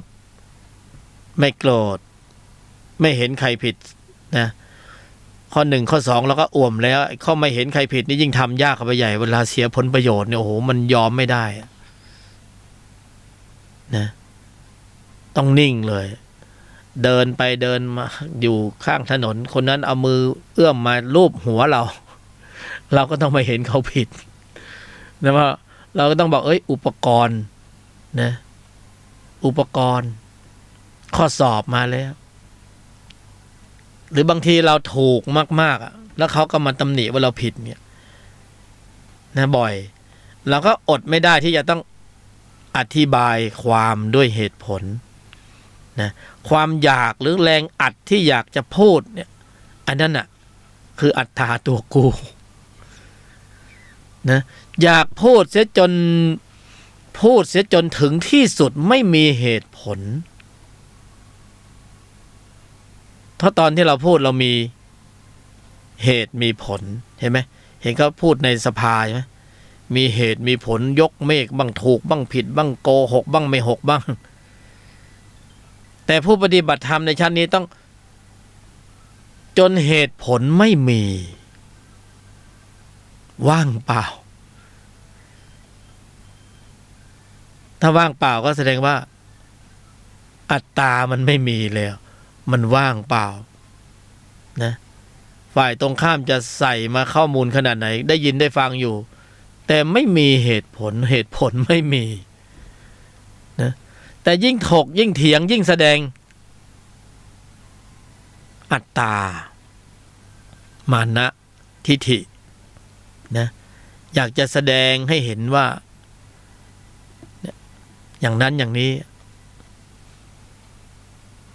เพราะนั้นข้อสอบเนี่ยมันจะมีอยู่รอบตัวเราต้องตั้งหลักนะเขาเรียกตั้งการ์ดปฏิบัติการในเชิงลุกนะเราไม่ได้ตั้งรับแล้วถ้าธรรมะปฏิบัติลักษณะนี้คือปฏิบัติการเชิงลุกเราพร้อมที่จะลุกพื้นที่เพื่อที่จะได้พื้นที่ของใจคืนมาจากพยามารต้องการที่จะให้ได้ชั่วโมงของธรรมะ ให้พละมีกำลังแข็งแกร่งแข็งแรงแหลมคมเท่าทันรอบรู้แยกแยะเช็ดล้างล้วงลึกถอดถอนเพื่อแย่งชิงพื้นที่ของใจคืนมาจากโทสะโลภะโมหะอวิชชาเพราะตอนนี้เขาควบคุมพื้นที่ของใจไว้เบ็ดเสร็จเด็ดขาดมาหลายภพหลายชาติแล้วนะถ้าเรายังปล่อยให้เขาครอบครองพื้นที่อยู่อย่างนี้อยู่เนี่ยเราไม่เป็นตนของตนเองเราก็ถูกตัวมันชี้นำให้ไปตัวนรกตัวเปรตตัวอสุรกายตัวสัตว์เดรัจฉานชี้นำให้เราไปอยู่มีภาวะฐานะ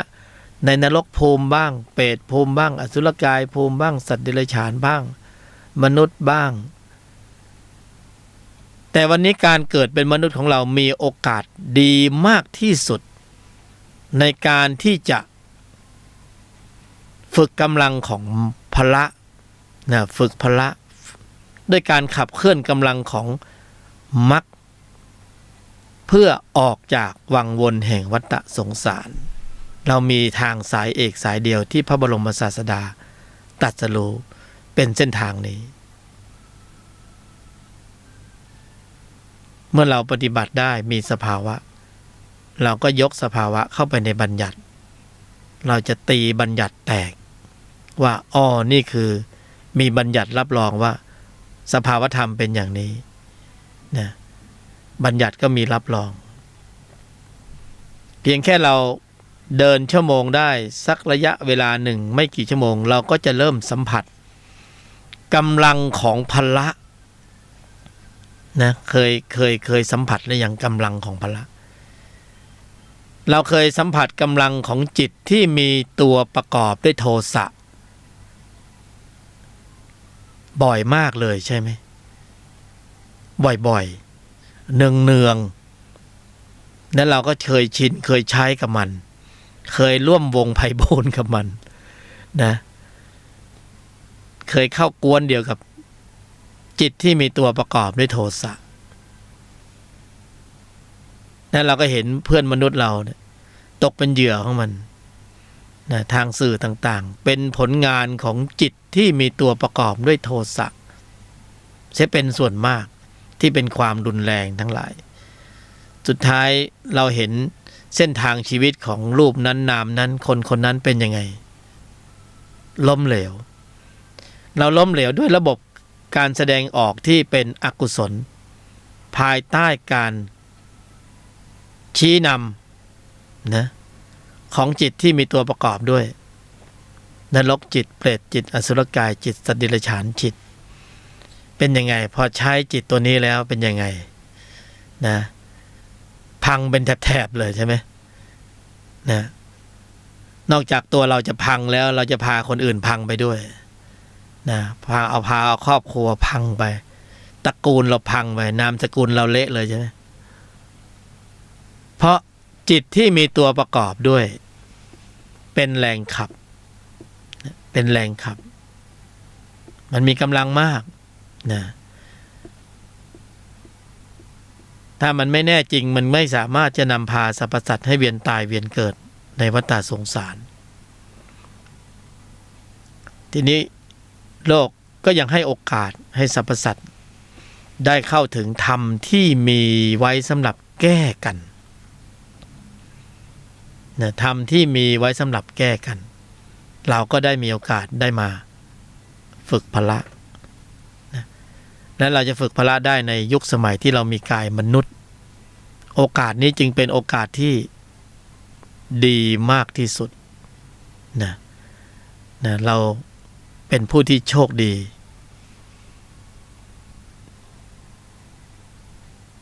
วาระเวลามันถึงพร้อมพอดีเนี่ยเพราะนั้นเราก็ต้องค่อยๆฝึกไปวันละนิดวันละหน่อยวันละชั่วโมงเราจะมีความภูมิใจมากเมื่อเราเข้าสู่ชั่วโมงธรรมเพราะเรากำหนดหมายเวลาแล้วนะช่วงเวลาที่เราเห็นว่าเหมาะสมเราบำเพ็ญไม่พูดไม่โกรธไม่เห็นผิด1 ชั่วโมงเองใช่ไหมสติระลึกนึกขึ้นได้ว่าอ้าวล่ะเราจะเข้าสู่ชั่วโมงธรรม เราไม่ได้นั่งหลับตาอยู่กับที่เหมือนสมถะใช่ไหมเราเปิดหูเปิดตาเต็มที่เลยแต่ในใจของเรานั้นมีระบบควบคุมการแสดงออกที่ค่อนข้างมาตรฐานนะมีการตั้งโยนิโสมนสิการไว้ก่อนตั้งหัวข้อของการบำเพ็ญไว้ก่อนการกำหนดหมายหัวข้อของการบำเพ็ญนั่นก็คือการกำหนดหมายสัจจะพูดจริงทำจริงนะพูดจริงทำจริงปฏิบัติการจริง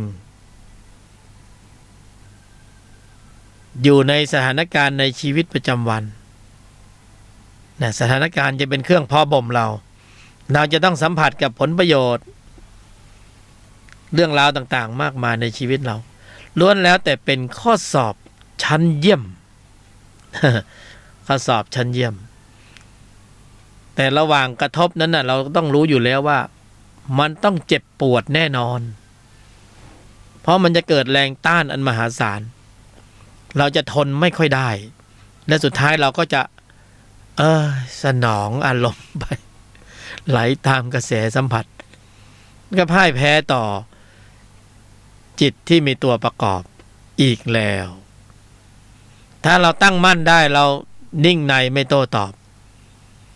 เราก็จะมีชัยชนะเหนือจิตที่มีตัวประกอบในที่นี้ก็คือเราใช้กำลังขับของจิตที่มีตนประกอบใช่ไหมแต่เดิมเนี่ยเราเคยใช้จิตที่มีตัวประกอบตอนนี้เราจะขับเคลื่อนด้วยจิตที่มีตนประกอบเห็นไหมจิตที่มีตนประกอบขับเคลื่อนกำลังในภายในควบคุมระบบแสดงออกนะเป็นคำที่เพราะมากนะกำหนดหมายเพื่อที่จะควบคุมระบบแสดงออกเพราะการแสดงออกภายใต้การชี้นำของจิตที่มีตัวประกอบนั้นเป็นอกุศลจิตเป็นอกุศลการกระทำนะเป็นสมุทัยสัตว์การแสดงออกที่ไม่สำรวมระมัดระวังตั้งมั่นให้ถึงพร้อมเป็นเหตุเป็นปัจจัยให้เกิดเหตุแห่งทุกข์ก็เพราะมันไม่สำรวมระมัดระวังตั้งมั่นให้ถึงพร้อมก็เป็นเหตุเป็นปัจจัยของทุกข์สมุทัยศาสตร์ก็เหตุปัจจัยของการแสดงออกที่ไม่สำรวมระมัดระวังตั้งมั่นให้ถึงพร้อมเป็นธรรมชาติที่ควรแก่การกำหนดละมันหยุดมันละมันหยุดมันใช่ไหมแต่ถ้าเราไม่ละไม่หยุดมันก็จะเป็นเหตุของทุกข์ที่จะต้องมีผลตามมาภายหลังนะแต่ทุกข์มันเกิดมาก่อนหน้านี้แล้วทุกข์มันปรากฏเกิดขึ้นแล้วแสดงว่าเรามีเหตุมาแล้วในอดีตเราทำอะไรไม่ได้แล้วเพราะว่าการแสดงออกมันจบไปแล้วในอดีตเพราะนั้นผลของทุกข์ที่มันมาปรากฏแก่กายแก่ใจเราเนี่ยเราทำได้อย่างเดียวคือกำหนดรู้ทำความเข้าใจและยอมรับความเป็นจริงของมันยอมรับโทษเสียเถอะนะถ้าตอนนี้เรากำลังทุกข์กายทุกข์ใจอยู่นะเป็นเหตุนะอดีตในอดีตเป็นผลให้ปรากฏในปัจจุบันขณะนี้แสดงว่าเรามีการกระทำเหตุในยุคสมัยที่เรายังไม่สำรวมระมัดระวังยังไม่รู้ธรรมะเพราะเราทำไปด้วยความไม่รู้เราไม่มีระบบเบรกที่ดีพอเราไม่ได้ฝึกพละมาก่อนเราก็เผลอสติหลงลืมสติคิดผิดพูดผิดทำผิดเป็นอกุศลการกระทำมิจฉา สังกัปปะมิจฉากรรมันตะมิจฉาวาจา ก็ส่งผลเป็นสภาวะทุกข์ให้เราได้ลิ้มรสเหตุของตัวเราเองผลของตัวเราเองเมื่อเราเข้าใจตรงนี้แล้วเราก็โอเคทำความเข้าใจมันไม่ทำเพิ่มนะอันร่องรอยเก่าไม่เอานะยอมรับความเป็นจริงเนี่ยเพราะนั้นเหตุใหม่เราก็ไม่สร้างแล้วไม่ทำแล้วเป็นสัมมาประธานสี่เราจะไม่สร้างเหตุใหม่แล้วเราก็ปรับระบบคิดพูดทำของเราเข้าสู่แนวทางของอริยมรรคมีองค์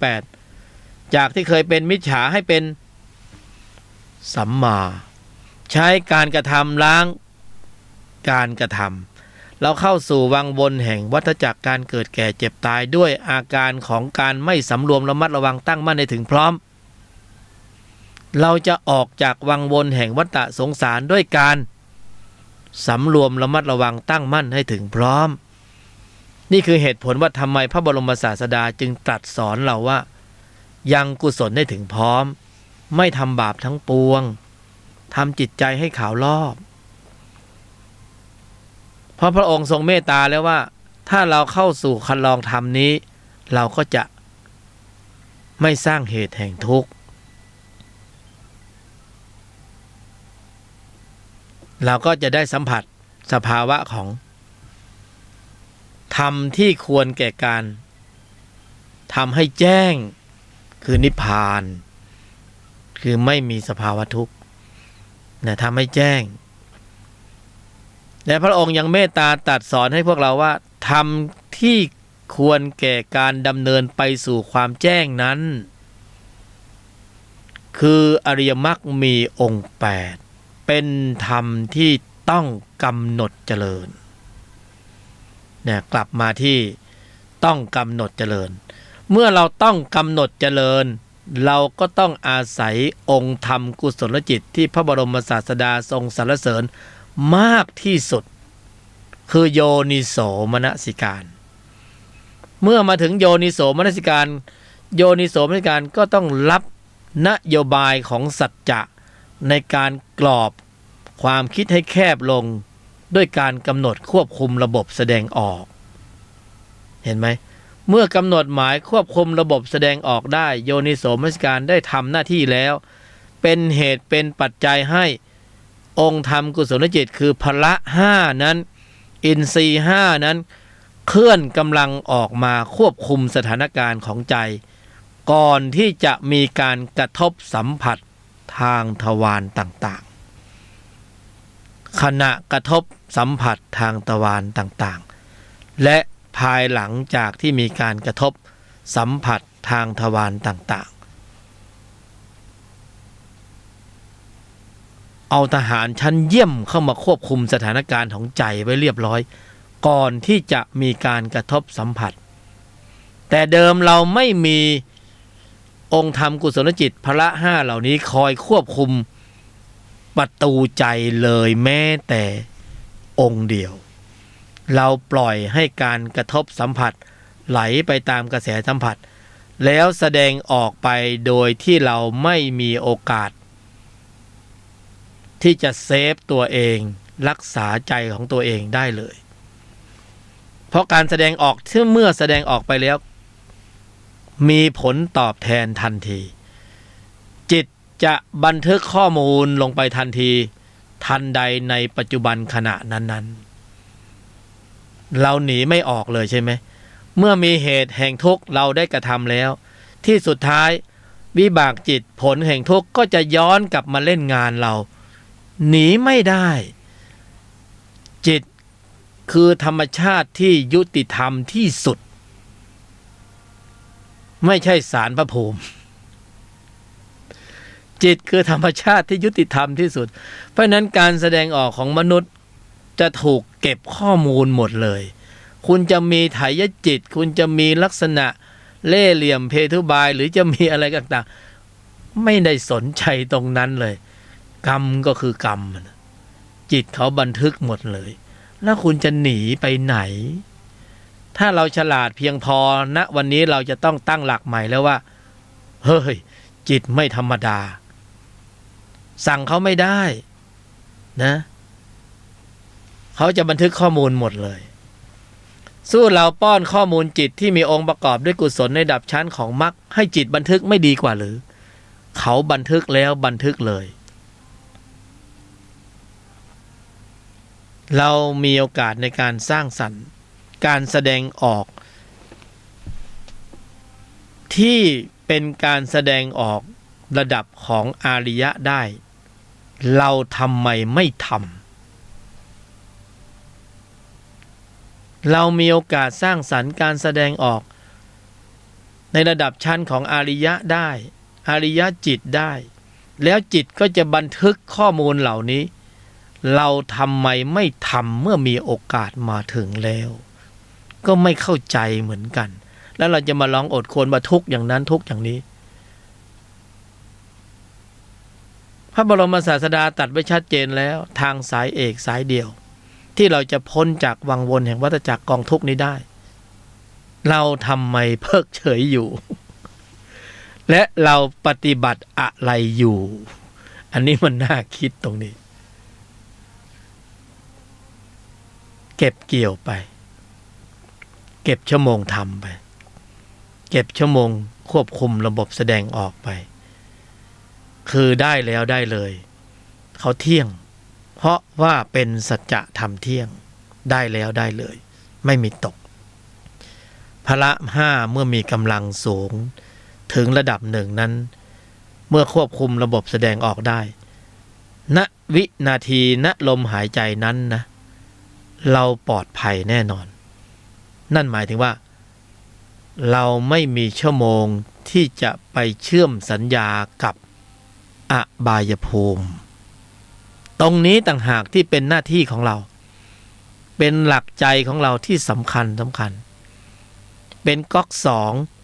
ที่เราไม่สับสนในชีวิตแน่นอนเมื่อเราอยู่ในคันลองของทุลธรรมเราจะมีคำตอบแน่นอนว่า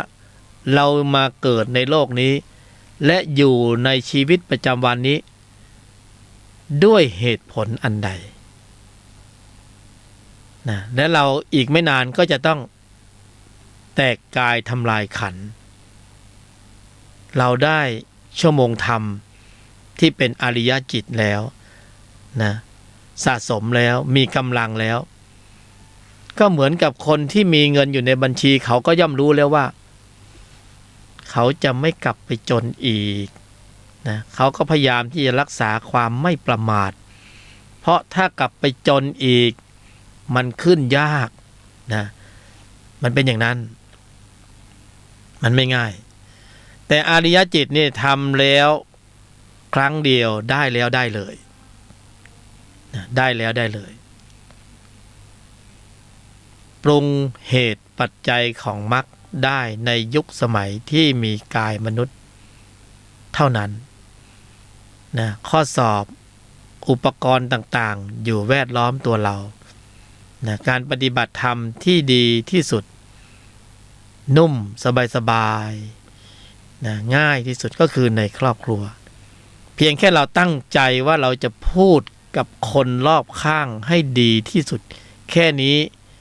นะกำลังของมรรคก็ขับเคลื่อนแล้วเราไม่ต้องบำเพ็ญว่าเราจะไม่พูดนะหรือเรากำหนดหมายข้อสอบที่เราใช้อุบายของเราว่านี่เป็นการควบคุมระบบแสดงออกกำหนดหมายว่าจะพูดกับคนรอบข้าง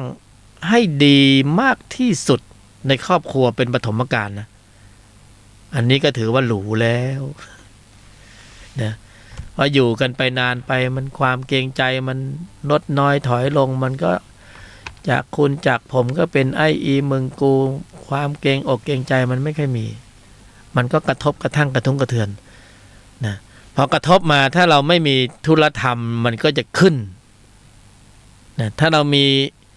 ธุลธรรมอยู่ในภายในเราก็จะจับเอาสถานการณ์ของการกระทบสัมผัสตรงนั้นน่ะนะตรงนั้นน่ะเป็นข้อสอบเป็นอุปกรณ์ชั้นเยี่ยม นะในการฝึกพละในสถานการณ์นะที่จะหล่อหลอมทุกที่ทุกแห่งนะทุกที่ทุกแห่งแล้วก็ทำตัวสบายธรรมะแบบนี้ต้องใช้ความเท่าทันสูงมากนะจะว่าง่ายก็ไม่ง่ายนะต้องใช้ความเท่าทันสูงมาก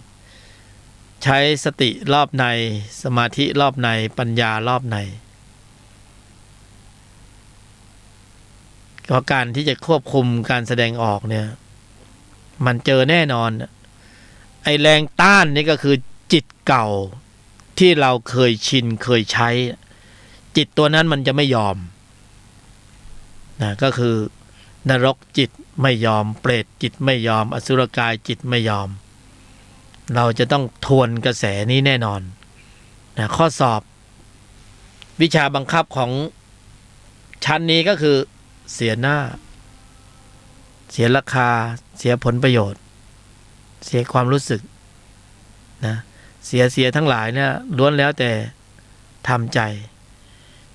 แล้วมันได้ผลบารมีพ้นไปก็น่าทำนะทำใจแล้วไม่พ้นมันก็ไม่น่าทำใจแล้วได้ผลบารมีเป็นกำลังที่สุดท้ายก็จะสรุปลงที่กำลังของจิตที่มีองค์ประกอบด้วย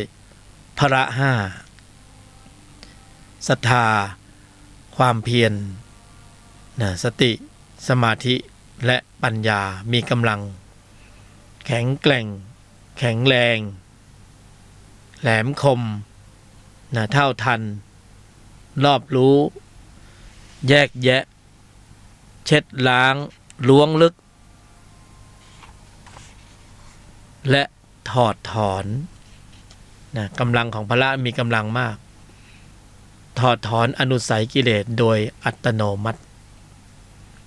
ที่สุดท้ายธรรมจะเข้าสู่ระดับของความเป็นออโต้อัตโนมัติธรรมพอความเคยชินของพละลำดับดำเนินเจริญได้ในระดับหนึ่งแม้นว่าเราไม่กำหนดหมายให้สติระลึกเขาก็ระลึกขึ้นเองโดยที่เราไม่ได้กำหนดหมายอะไรท่านก็จะขึ้นของท่านด้วยธรรมชาติของท่านความเคยชินของท่านนะอยู่เหนือความคาดหมายเวลามีเหตุที่จะต้องแก้ไขสถานการณ์หนักๆหรือมันยั่วยวนให้จิตที่มีตัวประกอบด้วยโทสะขึ้นสติพละจะขึ้นสู่วิถีจิตก่อนแล้วก็ทำหน้าที่ในการควบคุมสถานการณ์ของใจคือเบรกอาการของจิตที่มีตัวประกอบด้วยโทสะตรงนี้เป็นความมหัศจรรย์อย่างหาที่สุดประมาณการไม่ได้สุดยอดจริงๆกำลังขับเนี่ยรวดเร็วและรุนแรงหนักหน่วงนะเรามองว่าจิตที่มีตัวประกอบด้วยโทสะว่ามันฉุนเฉียวเกี้ยวกราดขาดความเมตตาหนักหน่วงรุนแรงเป็นที่น่าหวาดหวั่นน่ากลัวของนรกจิตเปรตจิตอสุรกายจิตสัญชาตญาณดิบโหดดูว่ามันหนักหน่วงน่ากลัวขนาดไหนนะแต่กำลังของพละแรงกว่านั้นอีกแรงจนสามารถควบคุมจิตตัวนี้ให้มันอยู่หมัดไม่ให้มันขับเคลื่อนกำลังขึ้นสู่วิถีจิตได้เลยเหตุการณ์ที่พูดถึงตรงนี้เป็นสภาวธรรมมีจริงเป็นจริงและจะเกิดขึ้นจริงๆในใจของกัลยาณมิตรทุกคนอันนี้มีจริงเป็นจริงเกิดขึ้นได้จริงๆถ้าเราฝึกไปสักระยะหนึ่งได้ชั่วโมงธรรมที่มีกำลังมากขึ้นพละเริ่มโตนะไม่มีคำอธิบายอื่นๆเพราะสภาวะจะเป็นบทนำบทกำกับจะมีคำตอบอยู่ในนั้นเขาเรียกว่าตอบโจทย์นะคำตอบจะออกมาเองเราจะรู้เลยว่าความไม่ธรรมดาของจิตของอริยจิตมีจริงแล้วก็จะมีคำตอบหลายสเต็ปว่าเบื้องหน้าเราจะนะเกิดเป็นนรกไหมเปรตไหมสัตว์เดรัจฉานไหมหรือเราจะเกิดเป็นมนุษย์ไหมคำตอบจะอยู่ตรงนั้นหรือเราจะเป็นพระอริยะไหมขอเพียงแค่เรามีกำลังของพละฝึกได้ถูกต้องถูกส่วนตรงตามความเป็นจริงเ เป็นสัจธรรมเที่ยงนะไม่ใช่ธรรมเทียมเป็นของจริงที่มีจริงเป็นจริงมีปรากฏการณ์พิเศษอย่างนี้เกิดขึ้นได้จริงๆในใจของเราเนี่ยเมื่อเราเจอของจริงแล้วเราก็วินิจฉัยธรรมวิจัยได้ว่าข้อวัดปฏิบัตินะเหตุผลภูมิปัญญาอื่นๆที่เราได้สัมผัสสัมพันธ์นั้นมีคำตอบว่าคืออะไรนะเราจะบอกกับตัวเราเองว่าเราไม่ได้หลงทางอีกต่อไปเพราะสภาวธรรมนั้นมันลักษณะแบบนี้คือล็อกเป้ามันดิ้นไม่ออกมีจริงเป็นจริงนะหลังจากที่ได้นิสัยเหนือนิสัยแล้วเราจะสนุกสนานกับการไปเล่นฌานเล่นฤทธิ์ก็เชิญได้ตามสบาย สำหรับวันนี้ก็ผู้บรรยายยกธรรมก็ขอนำรายการอำลากัลยาณมิตรไปก่อนรัตนะมหันทโยสุขโสรัตนะหันตะละสาธุตัง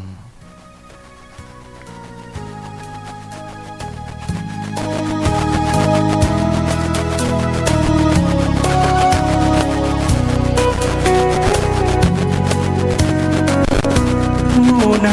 เห็นธรรมผู้นั้นเห็นเราธรรมตรัสพระพุทธเจ้าให้เราระลึกจดจำดำเนินชีวิต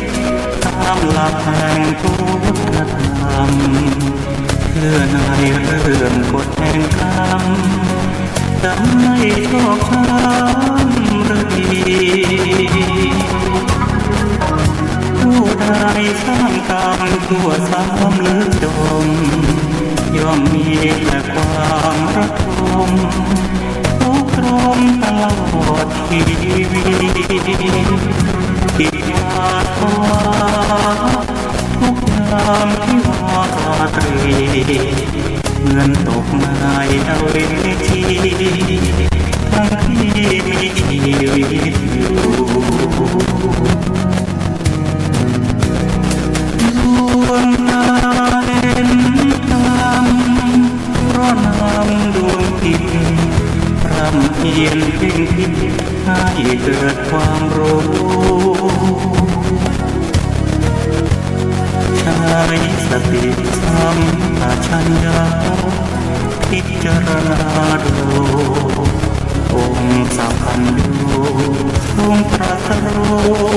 มาสอนเรา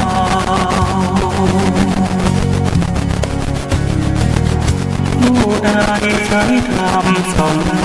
ชีวิตย่อมพบแต่สิ่งที่ดีไม่มีระทมตรงเข้า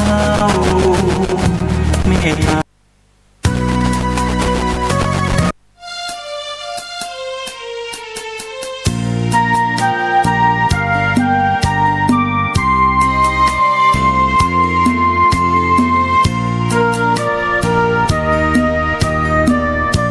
ทุกวันนี้มีความสุขหัวใจ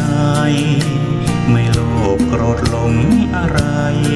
มีธรรมวินัยใส่ใจเป็นสุขไม่โกรธไม่แค้นไม่เกลียดใครให้ใจเราทุกข์ปล่อยวางร่าเริงสนุกปลดเรื่องทุกข์ด้วยคุณความดีไม่อิจฉาใครให้ใจมองเศร้าร่ำรวยอย่างไรช่างเขาขอเพียงเราพอเพียงที่มีใหญ่โตแค่ไหนมากเงินทองกองเท่าคิรีถ้าหากใครซึ่งความดีไม่มีความหมายอายคนนินทา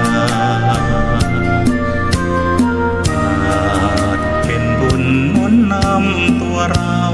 ได้ฟังธรรมะตั้งแต่เช้า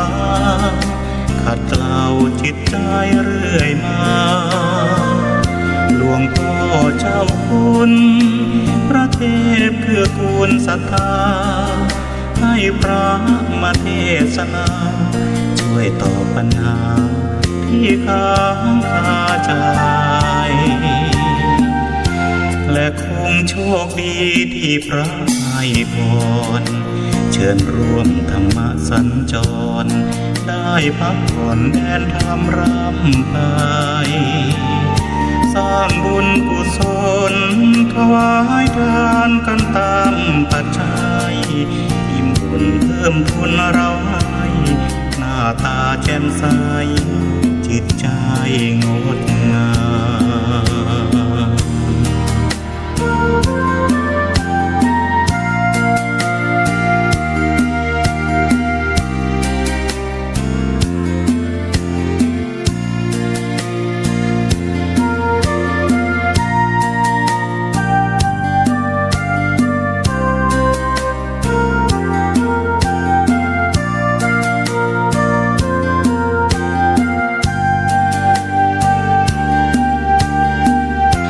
และคงโชคดีที่พระให้พ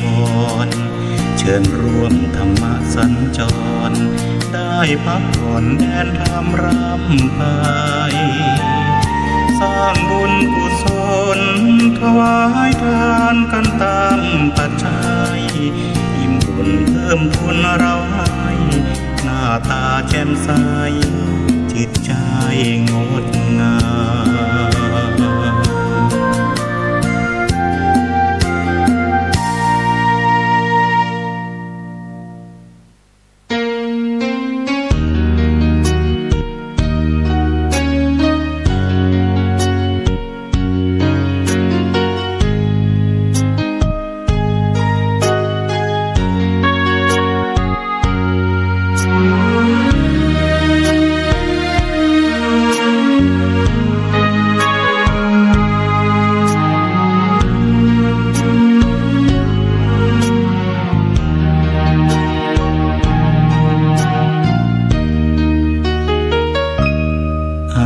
นิจจังความไม่เที่ยงแท้แน่นอนบั่นทอนกับความรู้สึกผิดหวังตั้งใจไหมสิ่งใดไม่สมใจดังทุกขังตั้งอยู่ไม่ได้ดับไปคือความไม่มีตัวตนหลุดพ้นด้วยความสงบทางใจธรรมะพระโพธิญาณฝากไว้อย่าขาใครฝันใฝ่ในอนัตตานี่คือไตรลักษณ์ของเพื่อนมนุษย์ไม่มีสิ้นสุดเพราะกิเลสตัณหาสมไว้ในใจให้ทุกตรมอุรากลับเสน่หาไขว่คว้าช่างน่าเสียดายใกล้หลุดพ้นต้องมันฝึกฝนทนเอาช่วยให้เราพ้นการเกิดแก่เจ็บตายพระพุทธองค์ทรงตรัสพระธรรมบรรยายไตรลักษณ์ให้นาย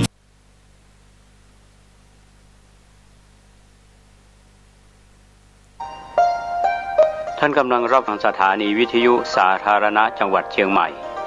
คลื่นพัฒนาคุณภาพชีวิต FM 92.25 เมกะเฮิรตซ์บริหารและจัดการโดยวัดป่าแดงมหาวิหารส่งกระจายเสียงจากเลขที่ 71 หมู่ที่ 14 บ้านใหม่หลังมอ ตำบลสุเทพอำเภอเมืองจังหวัดเชียงใหม่รหัสไปรษณีย์ 50200 หมายเลขโทรศัพท์0818815690 052000636-7สวัสดีครับท่านผู้ฟังที่เคารพธรรมสาระวันนี้ผมเกษตรเพชรสำริดวิทยากรแบ่งปันความคิดดีๆสู่ท่านผู้ฟังสารธรรมความคิดต่างๆก็เราแบ่งปันกันด้วยปัญญาบารมีของแต่ละคนแต่ละท่านก็มีมากน้อยไม่เท่ากันปัญญาบารมีมี3ระดับปัญญาบารมีแบบธรรมดาปัญญาบารมีที่เป็นอุปปารมีปัญญาปรมัตถปารมีก็แล้วแต่นะครับที่เราจะสั่งสมบุญกุศลกันในช่องทางปัญญาบารมีก็เรียกว่าทุกคนนั้นมีปัญญาบารมีมาแต่เกิดไม่ว่าจะเป็นคนไทยหรือชาวต่างชาติในส่วนสาระธรรมวันนี้ที่เราย้อนกลับไปนึกถึงในสมัยพุทธกาล 2,500 กว่าปีมาแล้วนะครับท่านผู้ฟังก็มีเรื่องราวที่ปรากฏอยู่ในสิงคารกสูตรก็มีเรื่องราวที่มีการไหว้ทิศต่างๆก็ในปัจจุบันเราก็อาจจะยังไหว้ทิศอยู่แบบพราหมณ์แบบพุทธอย่างไรก็เราลองมาศึกษากันในส่วนคำสอนของสิงคารกะซึ่งเป็นพราหมณ์ก็เช้ามาก็ลุกขึ้นแต่เช้าผ้าเปียกปอนไปด้วยแฉะไปด้วยน้ำค้างที่มีในตอนเช้ายืนไหว้ทิศทั้งหลายก็เรียกว่ามีความประสงค์อย่างไรก็เมื่อสิงคารกะได้ตอบในส่วนที่พระคุณเจ้าคือองค์สมเด็จพระสัมมาสัมพุทธเจ้าสอบถามสิงคารกะมานพว่าลูกเอ๋ยเจ้าจงสืบมรดกอันนี้เป็นคำสอนของพ่อที่สอนสิงคารกะบุตรไว้ว่าจงสืบทอดมรดกของพ่อที่เคยไหว้ทิศทั้ง6มีทิศเบื้องหน้ามีทิศเบื้องขวามีทิศเบื้องหลังมีทิศเบื้องซ้ายมีทิศเบื้องล่างมีทิศเบื้องบนทุกเช้านะลูกนะก็พ่อของสิงคารกะมานพได้สอนลูกไว้ลูกก็ทำตามพ่อสอนพ่อสั่งเหมือนปัจจุบันนี้นะครับท่านผู้ฟังบรรดาพ่อแม่ปู่ย่าตายายลุงป้าน้าอาพ่ออุ้ยแม่อุ้ยได้สั่งสอนลูกหลานไว้บางครั้งลูกหลานที่รับคำสั่งคำสอนจากผู้ใหญ่ก็อาจจะยังไม่ทราบที่ไปที่มานะครับว่ามีมาอย่างไรเหมือนกันกับมานพที่เชื่อว่าสิงคารกะบุตรนี้เป็นบุตรที่ฟังคำสอนของพ่อว่าให้ไหว้ทิศทั้ง6ดังกล่าวก็ในเรื่องราวเหล่านี้นะครับถ้าเราไปศึกษาว่าการไหว้ทิศในแนวทางพระพุทธศาสนาที่สิงคารกะมานพนี้ได้มีโอกาสพบเจอกับพระพุทธเจ้าในสมัยหนึ่งพระพุทธเจ้าประทับอยู่ที่วิหารเวฬุวันป่าไผ่กรุงราชคฤห์นะครับก็เช้ามืดวันหนึ่งพระพุทธองค์ก็ทรงออกบิณฑบาตที่กรุงราชคฤห์ได้เห็นนายสิงคารกะนี้กำลังลุกขึ้นแต่เช้ามืดทีเดียวมีผมแล้วก็เสื้อผ้านั้นเรียกว่าเปียกชุ่มไปด้วยน้ำจะเป็นน้ำค้างน้ำความชื้นอากาศที่เย็นเรียกว่าน้ำกำลังเปียกชื้นไปด้วยน้ำในตอนเช้าถ้าบ้านเราตอนเช้านี่ก็จะมีน้ำค้างความชื้นของอากาศมีมากกำลังพนมมือไหว้ทิศต่างๆอยู่พระพุทธองค์ทรงเข้าไปหาสิงคารกะมานพแล้วก็ถามถึงว่า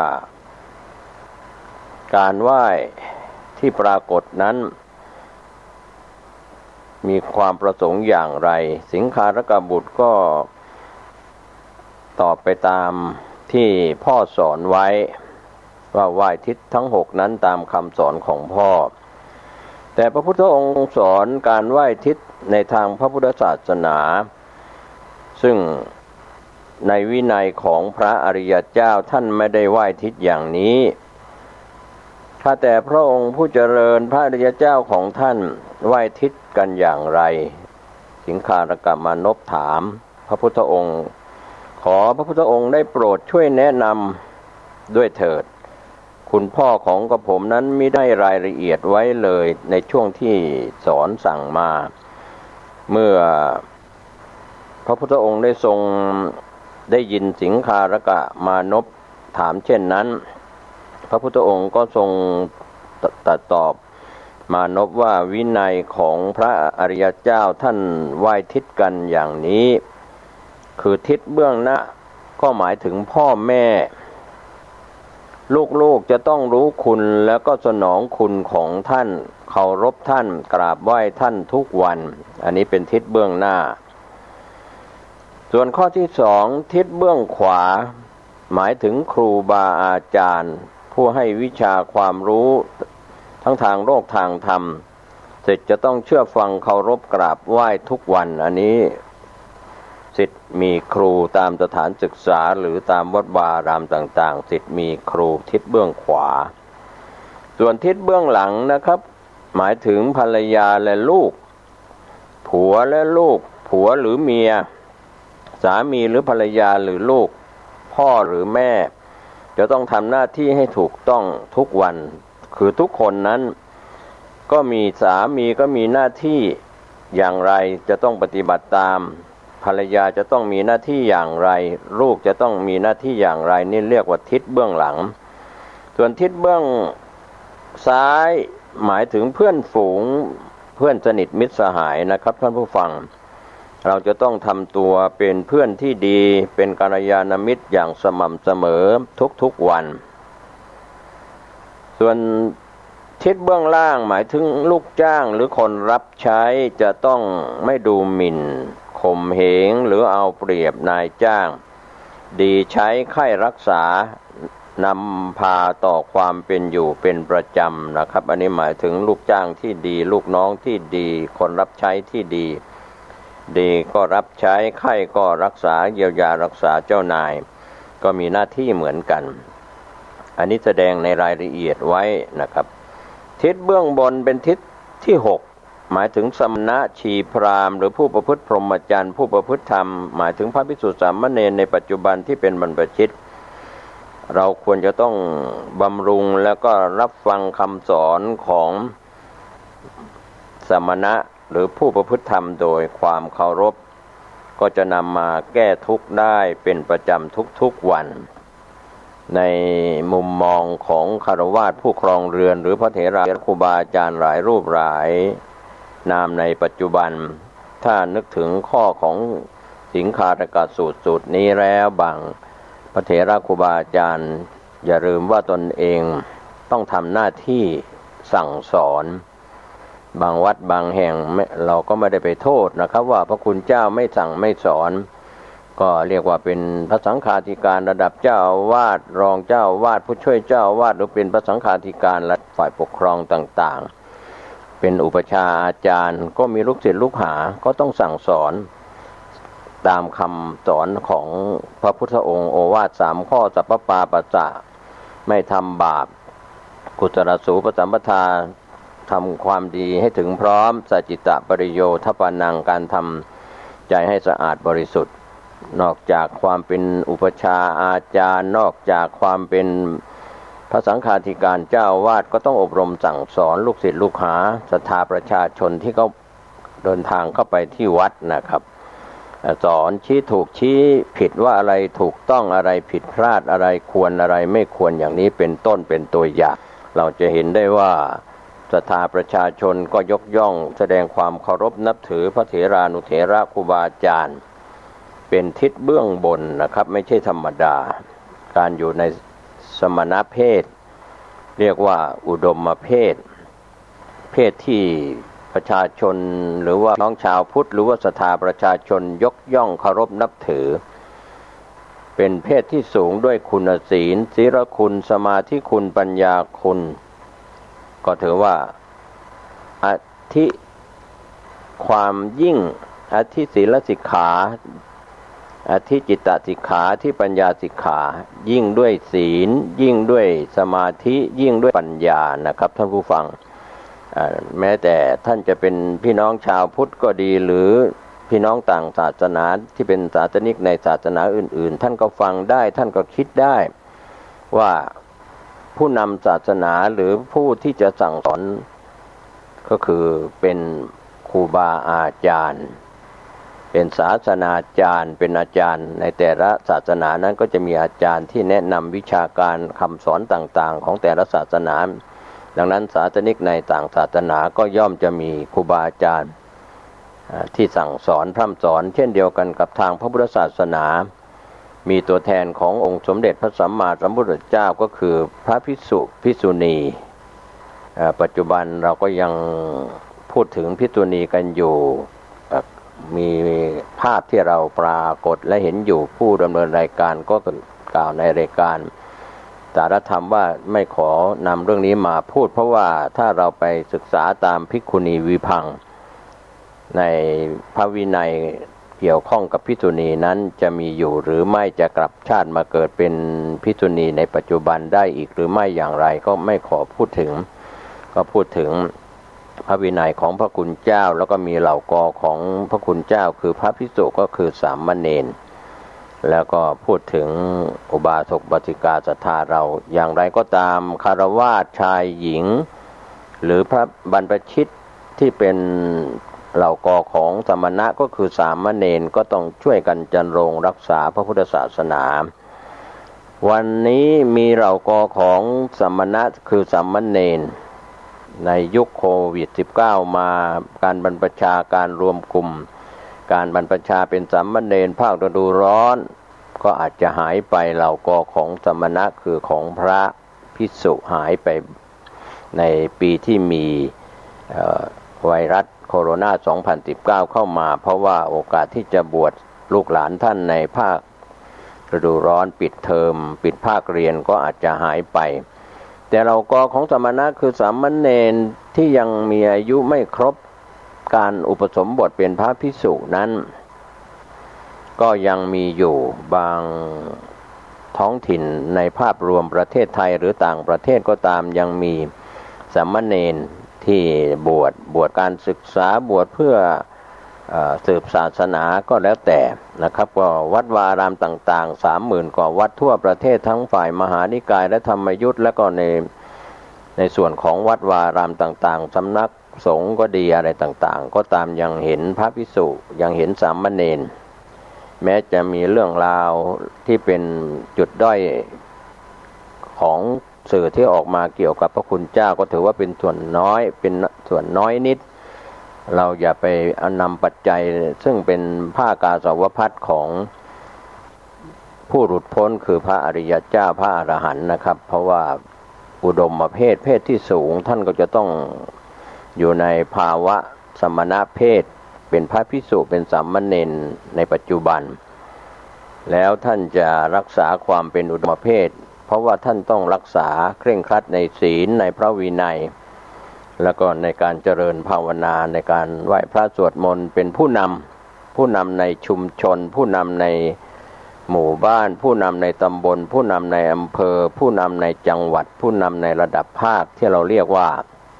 มีพระสังฆาธิการเป็นผู้น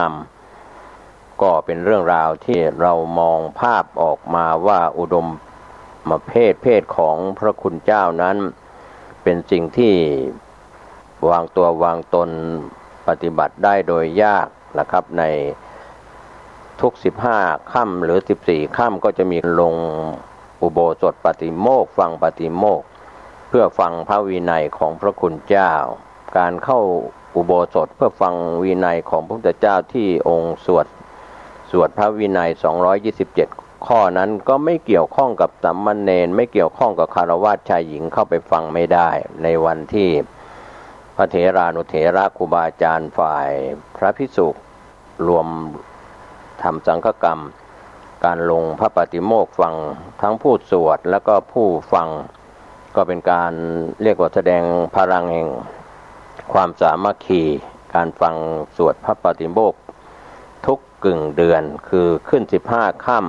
ำหรือแรม14หรือแรม15ค่ำก็แล้วแต่เดือนละ2ครั้งก็เรียกว่าจะได้สอบสวนทวนเรื่องของพระวินัยอธิศีลสิกขาอธิจิตตสิกขาอธิปัญญาสิกขาวันนี้เพศแห่งอุดมเพศยังปรากฏอยู่เหลืองอารามทั่วแผ่นดินไทยโดยเฉพาะในประเทศไทยทุกจังหวัดทุกภูมิภาค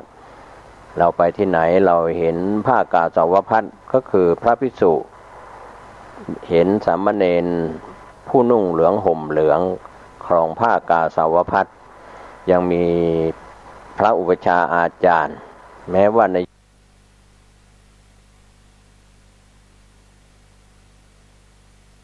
ยุคปัจจุบันจะมีการติวเข้มของบุตรที่จะเข้ามาสู่ร่มเงากาสาวพัสก็ยังให้ฝ่ายคฤหัสถ์สำนักพุทธจังหวัดสำนักพุทธแห่งชาติได้ตรวจสอบก็ปัจจุบันก็ไม่ยากนะครับเลข13หลักท่านจะคนที่จะเข้ามาสู่ร่มเงากาสาวพัสมีคดีมีปัญหาอะไรต่างๆก็มีการสอบสวนทวนความกันเรื่องของพระอุปัชฌาย์อาจารย์ที่ผ่านการอบรมสอบพระอุปัชฌาย์มาแล้วก็ต้องตรวจสอบได้รับอนุญาตมีใบอนุญาตการบรรพชาอุปสมบทเป็นพระภิกษุนะครับวันนี้ถ้าเรามองผิวเผินก็ดูเหมือนว่ากุลบุตรที่จะเข้าสู่ร่มเงากาสาวพัสนั้นจะบวชยากบวชง่ายอย่างไรก็ถือว่าเป็นการตรวจสอบกุลบุตรที่จะเข้าสู่ร่มเงากาสาวพัสที่เป็นพระภิกษุอุปสมบทเป็นพระภิกษุบรรพชาเป็นสามเณรก็ถือว่าทำตามหน้าที่เรียกว่าฝ่ายบ้านเมืองก็มีสำนักงานพระพุทธศาสนาจังหวัดแล้วก็สำนักงานพระพุทธศาสนาแห่งชาติช่วยกันตรวจสอบช่วยกันทำงานร่วมกันไม่ใช่ว่าไปตรวจสอบผู้ที่จะเข้าสู่ร่มเงานะครับเมื่อท่านเข้าสู่ร่มเงากาสาวพัสแล้วเป็นพระเถระครูบาอาจารย์เป็นสามเณรแล้วก็มีฝ่ายปกครองที่เป็นฝ่ายคณะสงฆ์ที่เป็นพระสังฆาธิการระดับชั้นไม่ว่าจะเป็นเจ้าอาวาสรองเจ้าอาวาสผู้ช่วยเจ้าอาวาสเจ้าคณะตำบลรองตำบลเจ้าคณะอำเภอรองอำเภอเจ้าคณะจังหวัดรองเจ้าคณะจังหวัดเจ้าคณะภาครองเจ้าคณะภาคจนถึงเจ้าคณะหนรองในส่วนของฝ่ายปกครองทั้งฝ่ายมหานิกายและธรรมยุทธในประเทศไทยวันนี้เมื่อเราพูดถึงทิศทั้ง6ที่องค์สมเด็จพระสัมมาสัมพุทธเจ้าตรัสสอนสิงคารกะมานพที่พ่อเคยสอนไว้ทิศทั้ง6อีกแบบชาวโลกแบบพราหมณ์แบบชาวบ้านแต่พุทธองค์ทรงสอนสิงคารกะมานพในเรื่องของการไหว้ทิศตามแบบอริยเจ้าหรือพระอริยเจ้าถ้าเรามองวันนี้ลูกหลานเราไม่แสดงความเคารพในทิศเบื้องหน้าก็คือไม่เคารพพ่อไม่เคารพแม่ไม่เคารพลุงป้าน้าอาปู่ย่าตายายหรือพ่ออุ้ยแม่อุ้ยที่เป็นผู้สูงอายุคือไม่เคารพเมื่อไม่เคารพทิศเบื้องหน้าก็ขาดการเจริญรอยตามเขาเรียกว่าอภิวาทนาสีริสนิจังวุธาปจายโนจัตตารโอธรรมาวัฏันติอายุวันโนสุขังพลังเมื่อไม่มีการอภิวาทไม่มีการกราบไม่มีการแสดงความเคารพไม่มีการนับถือเหมือนกันนะครับฝ่ายบรรพชิตถ้าพระภิกษุสามเณรไม่แสดงความเคารพต่ออุปัชฌาย์อาจารย์หรือพระสังฆาธิการฝ่ายปกครองแล้วก็เป็นปัญหาเหมือนลูกหลานที่ญาติลูกหลานที่ไม่เคารพพ่อแม่ซึ่งเป็นทิศเบื้องหน้าในทางเช่นเดียวกันวันนี้ลูกศิษย์ลูกหาตามสถานศึกษาไม่ว่าจะเป็นระดับอนุบาลประถมมัธยมอุดมศึกษาเริ่มแสดงออกไม่เคารพครูบาอาจารย์ผู้ให้วิชาการประสิทธิประสาททั้งทางโลกทางธรรมอะไรก็แล้วแต่ก็จิต คิดล้างครูหรือว่าศิษย์เก่งกว่าครูก็คงจะเป็นการไม่แสดงความเคารพครูบาอาจารย์ถ้าเป็นฝ่ายพระสงฆ์ในสอนนะตัวโมตัวที่เป็นการสอนเพื่อให้รู้จักนอบน้อมนะโมตัสสะภะคะวะโตอะระหะโตสัมมาสัมพุทธัสสะนอบน้อมแด่องค์สมเด็จพระสัมมาสัมพุทธเจ้านอบน้อมต่อพระธรรมเจ้านอบน้อมต่อพระสงฆ์เจ้าหรือว่าพระสังฆเจ้าก็แล้วแต่นี่ก็ถือว่าเป็นพระบรมครูคือพระพุทธเจ้าเป็นครูเพราะฉะนั้นพระสงฆ์สาวกสังโฆผู้ฟังด้วยดีปฏิบัติดีปฏิบัติชอบวันนี้ทิศเบื้องหน้าก็ยังมีอยู่คือพ่อแม่ครูบาอาจารย์ลูกศิษย์ลูกหาทั้งที่เป็นสัตว์ที่วิหาริกอันเตวาสิกก็ต้องแสดงความเคารพในทิศเบื้องหน้าคือพ่อแม่ครูบาอาจารย์ซึ่งพ่อแม่นั้นเป็นทิศเบื้องหน้าและพ่อแม่จะต้องทำหน้าที่อย่างไรก็มีรายละเอียดอยู่ที่จะทำให้ลูกๆแสดงความเคารพส่วนทิศเบื้องขวานั้นเป็นเรื่องของครูบาอาจารย์ทิศเบื้องหลังนั้นก็เป็นเรื่องของภรรยาและลูกหรือว่าสามีหรือลูกก็แล้วแต่หรือสามีหรือภรรยาหรือว่าพ่อหรือแม่จะต้องทำหน้าที่ให้ถูกต้องคำว่าทุกๆวันหมายถึงว่าเป็นการสอนสิงคารกะมานพอันนั้นไหว้ทิศทุกวันแต่มีความหมายอีกแบบหนึ่งอีกอย่างหนึ่งนะครับท่านผู้ฟังวันนี้ทุกคนมีหน้าที่หมดนะครับสามีก็มีหน้าที่ภรรยาก็มีหน้าที่ลูกก็มีหน้าที่นะครับที่จะต้องทำทุกวันอย่างไรส่วนอันนี้เป็นทิศเบื้องหลังส่วนทิศเบื้องซ้ายเพื่อนฝูงเพื่อนสนิทมิตรสหายก็มีหน้าที่จะต้องทำตัวอย่างไรกับเพื่อนสนิทมิตรสหายที่เป็นกัลยาณมิตรอย่างสม่ำเสมอทุกวันนะครับท่านผู้ฟังอันนี้ทิศเบื้องซ้ายทิศเบื้องล่างคนใช้ลูกจ้างหรือผู้ที่อยู่ใต้บังคับบัญชาทั้งลูกจ้าง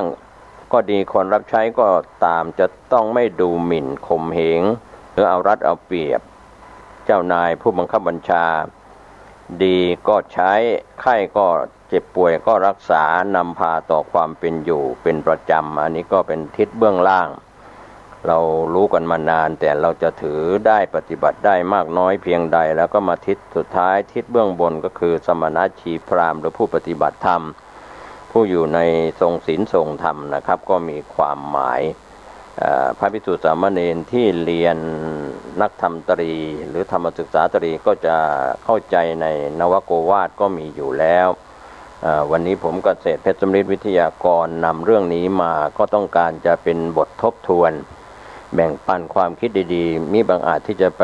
ถ้ามีพระคุณเจ้าที่เป็นพระภิกษุสามเณรฟังอยู่มีบางอาจจะมาสั่งสอนนะครับแบ่งปันคิดกันไปคิดกันมาส่วนคฤหัสถ์ชายหญิง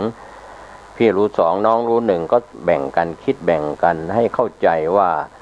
การไหว้ทิศในสมัยอินเดียโบราณนั้นก็มีความหมายแต่พระพุทธองค์ก็ทรงสอนการไหว้แบบพระอริยเจ้าที่ถูกต้องอย่างไรในทิศทั้ง6ดังนั้นสิงคารกะมานพหรือว่าสิงคารกะบุตรหลังจากมีข้อสงสัยจากการที่เคยปฏิบัติตามคำสอนของพ่อแต่เมื่อได้ฟังคำสอนขององค์สมเด็จพระสัมมาสัมพุทธเจ้าในการไหว้ทิศตามแบบอริยเจ้าเป็นอย่างไรก็เป็นเรื่องราวที่ท่านจะไปหารายละเอียดเพิ่มเติมได้ท่านที่เคยเรียนนักธรรมตรีหรือธรรมศึกษาตรีมาจากนวโกวาทก็จะรู้จะเข้าใจวันนี้ประเทศไทยเราก็ถือว่าเป็นประเทศที่เป็นเมืองพุทธเหลืองอลามด้วยธงชัยของพระอรหันต์คือผ้ากาสาวพัสเราคงไม่ต้องไปพูดถึงนิกายไม่ต้องไปพูดถึงสังกัดต่างๆหรือทั้งฝ่ายเถรวาทหรือฝ่ายมหายานก็แล้วแต่ที่มีการนุ่งเหลืองห่มเหลืองซึ่งเป็นผ้ากาสาวพัสอยู่ก็เป็นเครื่องบ่งบอกถึงท่านอยู่ในศีลคุณสมาธิคุณปัญญาคุณเป็นแบบอย่างเป็นต้นแบบมีเพศอันสูงคือไม่เกี่ยวข้องไม่ใช่คฤหัสถ์ผู้ครองเรือนนอนเบียดเสียดด้วยบุตรภรรยาสามีลูกหลานที่อยู่ใน คฤผู้ครองเรือนหรือคฤหัสถ์นะครับเป็นหีนเพศเป็นเพศหยาบเพราะฉะนั้นวันนี้เราควรจะได้เทิดทูนพระคุณเจ้าตามวัดวารามต่างๆที่เป็นพระภิกษุเป็นสามเณรเป็นนักบวชทำให้เราสบายใจเมื่อเราได้กราบได้ไหว้ได้เข้าไปในวัดหรือจนในขณะที่ท่านออกรับอาหารและบิณฑบาตโคจรช่วงเช้าที่ท่านได้มีโอกาสใส่อาหารหวานข้าวใส่บาตรกับพระภิกษุสามเณรตามวัดวารามต่างๆที่ออกรับอาหารและบิณฑบาตเราไปตามถนนหนทางต่างๆได้เห็นพระคุณเจ้าออกรับอาหารและบาตรซึ่งเป็นแบบอย่างของพระอริยเจ้าซึ่งหลายท่านอย่าไปมองว่าพระคุณเจ้าที่เป็นพระภิกษุสามเณรเป็นขอทานไม่ใช่นะครับเดินออกไปกุมบาตรอุ้มบาตรออกไปด้วยอาการอันสำรวมไม่มีการร้องขอไม่มีการเดินไปด้วยอาการสำรวมรู้ความประสงค์ของผู้ให้คือทายกทายิกาที่เตรียมตัวอาหารหวานข้าวน้ำเครื่องดื่มดอกไม้ธูปเทียนใส่บาตรท่านก็รับเปิดฝารับจะให้พรไม่ให้พรจากพระคุณเจ้านั้นท่านไม่ต้องไปกังวลนะครับเพราะคุณเจ้าที่ไปรับอาหารและบิณฑบาตท่านจะให้พรหรือไม่พรก็เป็นพรไปในตัวเพราะอานิสงส์ของการให้ก่อนทำกำลังทำภายหลังทำท่านได้อานิสงส์ได้บุญได้กุศลอันยิ่งใหญ่กำจัดมัจฉริยะตัวสนีไปแล้วได้ความสุขกายสบายใจแล้วกรวดน้ำหยาดน้ำทั้งที่ต่อหน้าและรับหลังก็ได้ขอให้ท่านวันนี้เราได้แสดงออกซึ่งความเคารพนับถือในอุดมเพศผู้มีศีลคุณสมาธิคุณปัญญาคุณแล้วก็ในส่วนของพระเถระครูบาอาจารย์ท่านก็มีเมตตาธรรมกล่าวพร่ำสอนทั้งภาคปกติแล้วก็ทางวิทยุกระจายเสียงทางทีวีแล้วก็สั่งสอนในสถานศึกษาในวัดวารามต่างๆทั้งนอกโรงเรียนในโรงเรียนในวัดนอกวัดขอให้ท่านผู้ฟังได้มีโอกาสได้สุขกายสุขใจจากการได้ไหว้ทิศทั้ง6ถูกต้องตามอย่างพระอริยเจ้าทุกรูปทุกนามสวัสดีครับอริยบทเราจำเป็นต้องพึ่งพาสมาธิตลอดเวลาคนที่มีสมาธิกับคนที่ไม่มีสมาธิย่อมแตกต่างกันคนที่มีสมาธิย่อมแตกต่างจากคนไม่มีสมาธิคนที่ไม่มีสมาธิคิดพูดและกระทำการใดๆย่อมผิดพลาดตลอดเวลาคิดพูดกระทำการใดๆไม่เป็นที่ยอมรับของคนไม่เป็นที่ยอมรับของสาธารณชนคนที่ไม่มีสมาธิคิดพูดและกระทำไม่มีใครสรรเสริญไม่มีใครเกื้อกูลไม่มีใครสนับสนุนเพราะความว่าไม่มีสมาธินั้นทำให้ชีวิตของเราผิดพลาดการตัดสินใจก็ผิดพลาดท้ายสุดไม่เป็นที่ไว้ใจเชื่อใจพูดอะไรไปแล้วไม่มีคนเชื่อฟังไม่มีคนเคารพเพราะไม่มีสมาธิเมื่อเราไม่มีสมาธิโอกาสความผิดพลาดสิ่งที่เราคิดสิ่งที่เราพูดสิ่งที่เรากระทำนั้นเกิดขึ้นได้โดยง่ายตรงกันข้ามคนที่สมาธิเวลาคิดเวลาพูดเวลากระทำการใดๆเป็นไปเพื่อประโยชน์ของคนส่วนมากคิดพูดกระทำการใดๆเป็นที่ยอมรับของคนทุกๆคนเป็นเหตุเป็นผลเป็นความจริงเป็นความจริงตลอดเวลาคนที่มีสมาธิเวลาคิดเวลาพูดเวลากระทำการใดๆมีคนต้อนรับมีคนสนับสนุนมีคนส่งเสริมดั่งองค์พระบาทสมเด็จพระเจ้าอยู่หัวรัชกาลที่9ทุกวันที่5 ธันวาเราจะมารอคอยว่าพระองค์ท่านจะพูดเรื่องอะไรในปีนี้เราจะเห็นได้ว่าเราจะสังเกตได้พระบาทสมเด็จพระเจ้าอยู่หัวพระองค์ท่านนั้นมีสมาธิในการจัดการสื่อสารความจริงเป็นการเตือนสติให้กับพี่น้องประชาชนทุกคน อย่าได้ประมาทเตือนสติพี่น้องประชาชนให้ได้มีสติในการดำเนินชีวิตด้วยความเคารพกฎหมายได้เคารพประเพณีและวัฒนธรรมเพื่อให้เกิดความดีงามเพราะฉะนั้นบุคคลที่มีสมาธิ เวลาคิดเวลาพูดเวลากระทำการใดๆเป็นไปเพื่อประโยชน์เป็นไปเพื่อคนส่วนมากเพราะฉะนั้นคุณแห่งสมาธิก็คือคิดดีพูดดีทำดีเพื่อสิ่งอื่นๆเพื่อสิ่งอื่นๆสิ่งอื่นๆก็หมายถึงสาธารณชนย่อมได้รับผลประโยชน์จากบุคคลที่มีสมาธิสมาธินั้นจำเป็นต้องฝึกเราจำเป็นต้องสร้างเราจำเป็นต้องฝึกฝนต้องหัดพิจารณาว่าสิ่งไหนที่เราควรรู้สิ่งไหนที่เราไม่ควรรู้เมื่อเรามีสมาธิเมื่อเรานั่งสมาธิแล้วเราก็จะได้รู้ในตัวเราเองสิ่งที่เรานั่งนั่นมันจะรู้และพิจารณาชีวิตตั้งได้แก่คำว่าเกิดแก่เจ็บตายการนั่งสมาธิทุกคนเมื่อนั่งแล้วจะคิดถึงตัวเอง100%คิดถึงตัวเองอันดับแรกอันดับต่อไปก็จะคิดถึงแก่บุคคลอื่นๆที่เกี่ยวข้องกับชีวิตของเราก็คิดถึงแก่ทรัพย์สมบัติของเราที่เรามีอยู่เรียกว่าเป็นการพิจารณาถ้าเรามองในแง่ของว่าเป็นการพิจารณาชีวิตเช่นเรามีอายุมาก60เวลาเจ็บป่วยมันก็จะคิดถึงสมบัติว่าจะแบ่งให้ใครจะทำยังไงจัดการยังไงนี่แหละคือสมาธิเมื่อเรานั่งสมาธิแล้วมันจะเห็นความจริงมันก็จะรู้ความจริงเราจะจัดการความจริงที่มันปรากฏเกิดขึ้นได้อย่างไรให้เป็นประโยชน์เกิดประโยชน์แก่เราและบุคคลอื่นเพราะฉะนั้นการนั่งสมาธิเป็นการพิจารณาชีวิตตั้งแต่8 โมงเช้าถึง5 โมงเย็น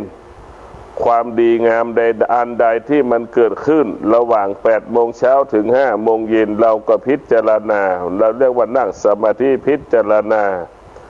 สิ่งที่เป็นเกิดเขาว่าความดีที่มันปรากฏเกิดขึ้นได้1 วันนั้นมาจากไหนเราจะรักษามันได้อย่างไรนี่คือสมาธิเรานั่งแล้วเราจะพิจารณาตั้งแต่8 โมงเช้าถึง5 โมงเย็น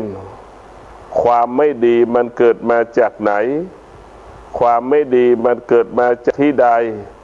แล้วความไม่ดีเกิดขึ้นกับตรงไหนเราจะแก้ไขมันได้อย่างไรเราจะปรับปรุงเปลี่ยนแปลงแก้ไขที่มันเกิดขึ้นได้อย่างไรเราจะระงับเราจะยุติมันได้อย่างไรนี่แหละการนั่งสมาธิพิจารณาความชั่วที่มันปรากฏเกิดขึ้นตั้งแต่8 โมงเช้าถึง5 โมงเย็นถ้าเรามีเวลาพิจารณาความดีก็ดีความชั่วก็ดีชีวิตเราจะอยู่เหนือความชั่วอยู่เหนือความดีทุกวันนี้เราไม่มีเวลาเราไม่ได้พิจารณาความชั่วความดีวันนี้เราอยู่ภายใต้อำนาจคำว่าความดีเราอยู่ภายใต้อำนาจคำว่าความชั่วความชั่วก็เป็นความจริงความดีก็เป็นความจริงความดีก็เป็นความจริงที่สร้างสรรค์ชีวิตของเราแต่ความดีเป็นความดีก็เป็นความจริงที่สร้างสรรค์ชีวิตของเราความชั่วก็เป็นความจริงเป็นผู้ทำลายชีวิตของเราเราก็เลือกเอาเองว่าเราจะเอาตัวความดีหรือตัวความชั่วทุกคนก็จะเลือกเอาแต่คำว่าความดีทุกคนก็รู้ว่าความดีนั่นคือเป็นสมบัติของร่างกายจิตใจของเราทุกคนก็รู้ว่าความชั่ว เป็นสิ่งที่ไม่ดีสำหรับชีวิตจิตใจของเรา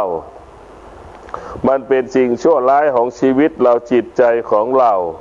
พุทธเจ้าก็สอนให้เรารู้ว่าความดีเรา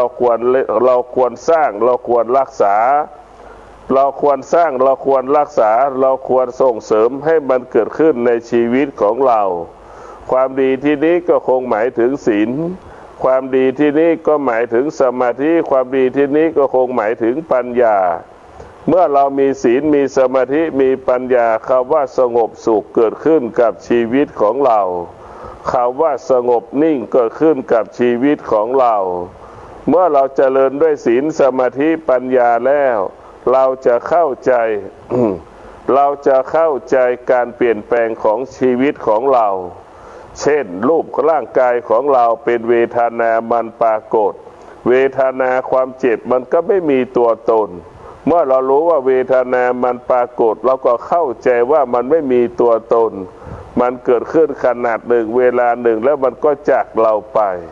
เราก็คิดเช่นนี้เราไม่ควรไปอยู่ใต้อำนาจของเวทนาที่มันปรากฏขนาดนั่งสมาธิขนาดปฏิบัติหน้าที่เราก็จะรู้เลยว่าเวทนามันปรากฏตลอดเวลาได้แก่ความเจ็บของร่างกายเจ็บป่วยของร่างกาย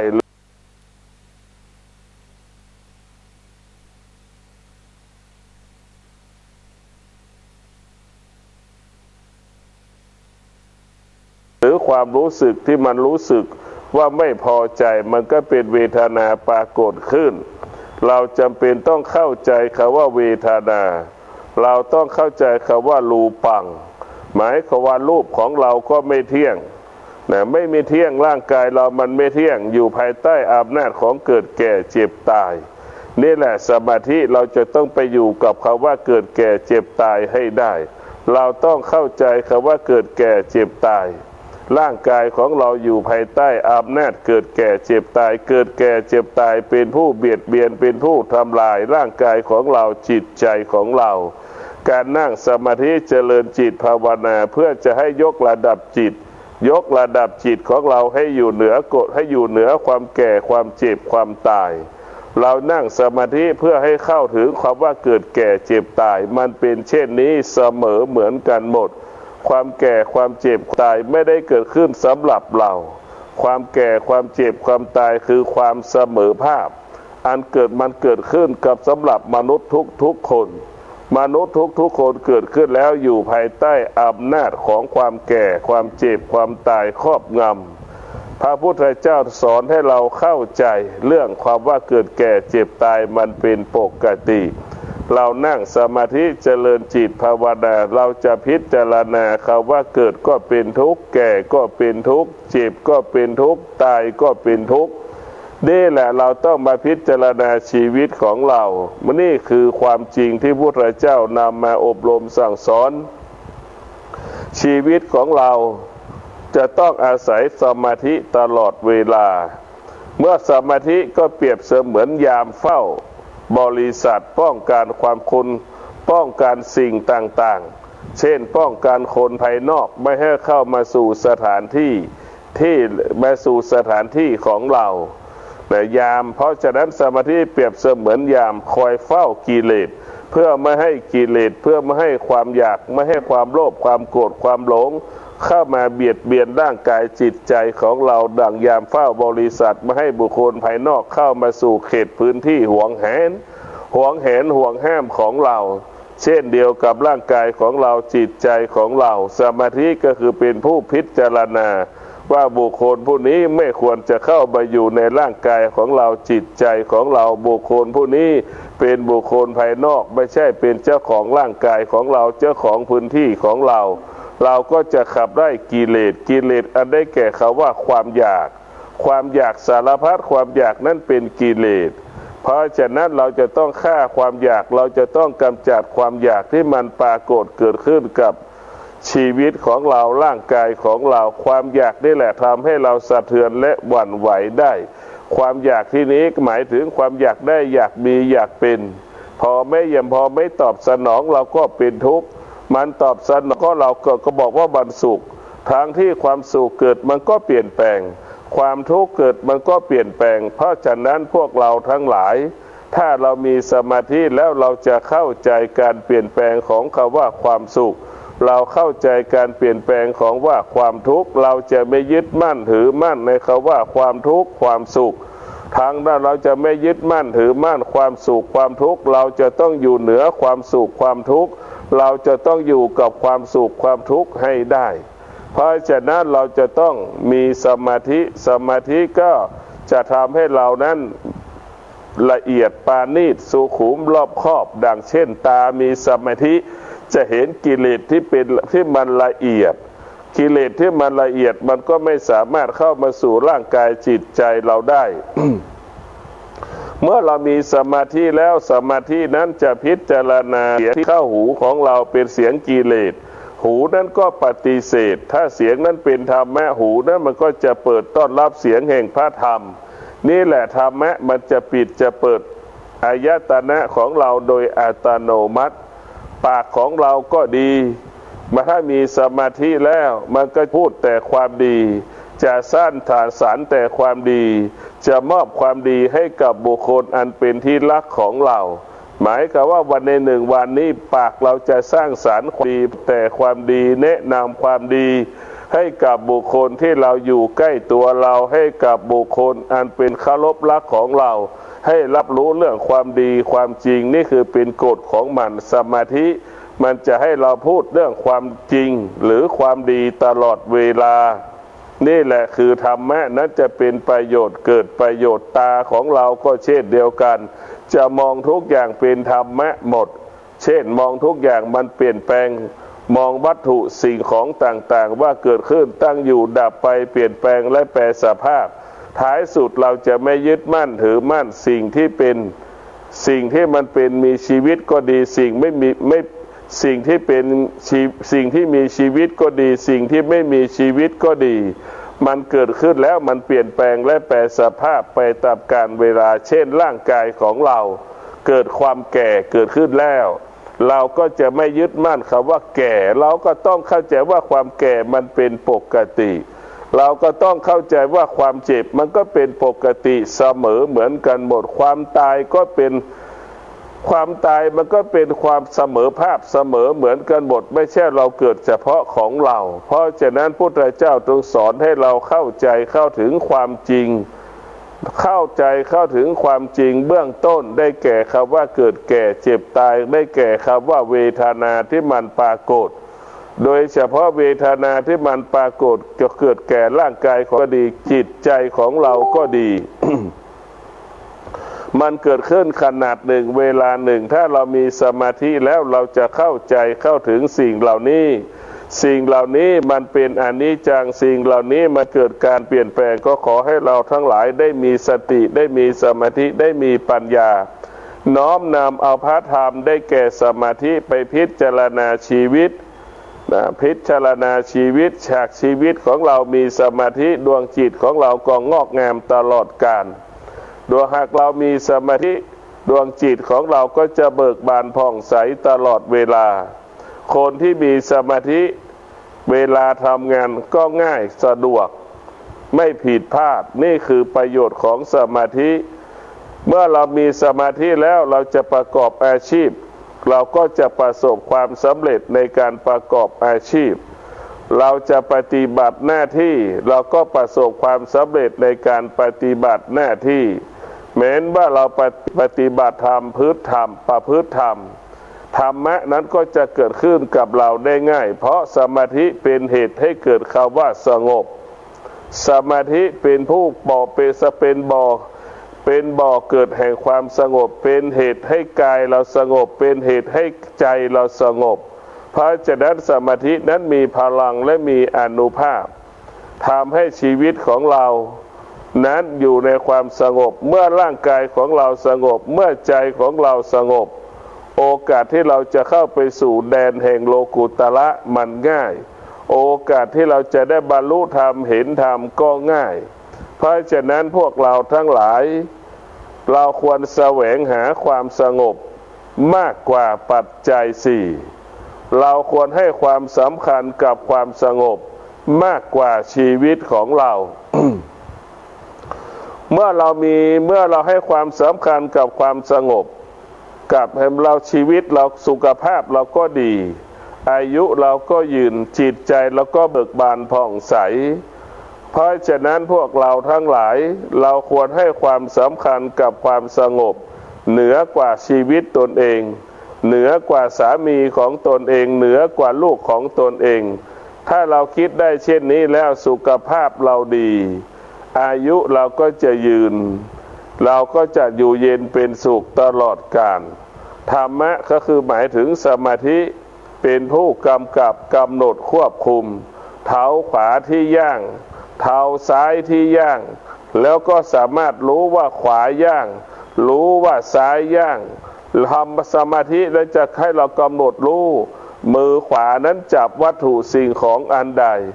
มือซ้ายนั้นจับวัตถุสิ่งของอันใดปากนั้นกำลังพูดสื่อสารอันใดคือเราจะมีสติรู้สึกตัวตลอดเวลาสมาธิทำให้เรารู้สึกตัวตลอดเวลาแต่โอกาสที่เราจะรู้สึกตัวตลอดเวลาต้องมี 50% ในความเป็นจริงของมนุษย์อีก 50% นั้นมันยังไม่รู้สึกตัวมันจึงทำให้เราผิดพลาดตลอดเวลาเพราะฉะนั้นพวกเราทั้งหลายเกิดมาแล้วเราจำเป็นต้องอาศัยสมาธิเราจำเป็นต้องพึ่งพาสมาธิและเราก็รู้ว่าสมาธิเป็นผู้ยกระดับจิตของเราให้อยู่เหนือความโลภความโกรธความหลงยกระดับจิตของเราให้เข้าใจเข้าถึงความจริงอันได้แก่ความสงบเราจะเข้าใจคำว่าความสงบเราจะต้องแสวงหาความสงบเราจะต้องมอบความสงบนั้นให้กับชีวิตของเราจิตใจของเราก็จะเกิดคำว่าเบิกบานผ่องใสใจเราก็สบายใจเราก็สบายใจเราก็สงบสงบมันก็ซ่อนด้วยความสุขผู้ปฏิบัติธรรมทั้งหลายจะรู้เลยว่า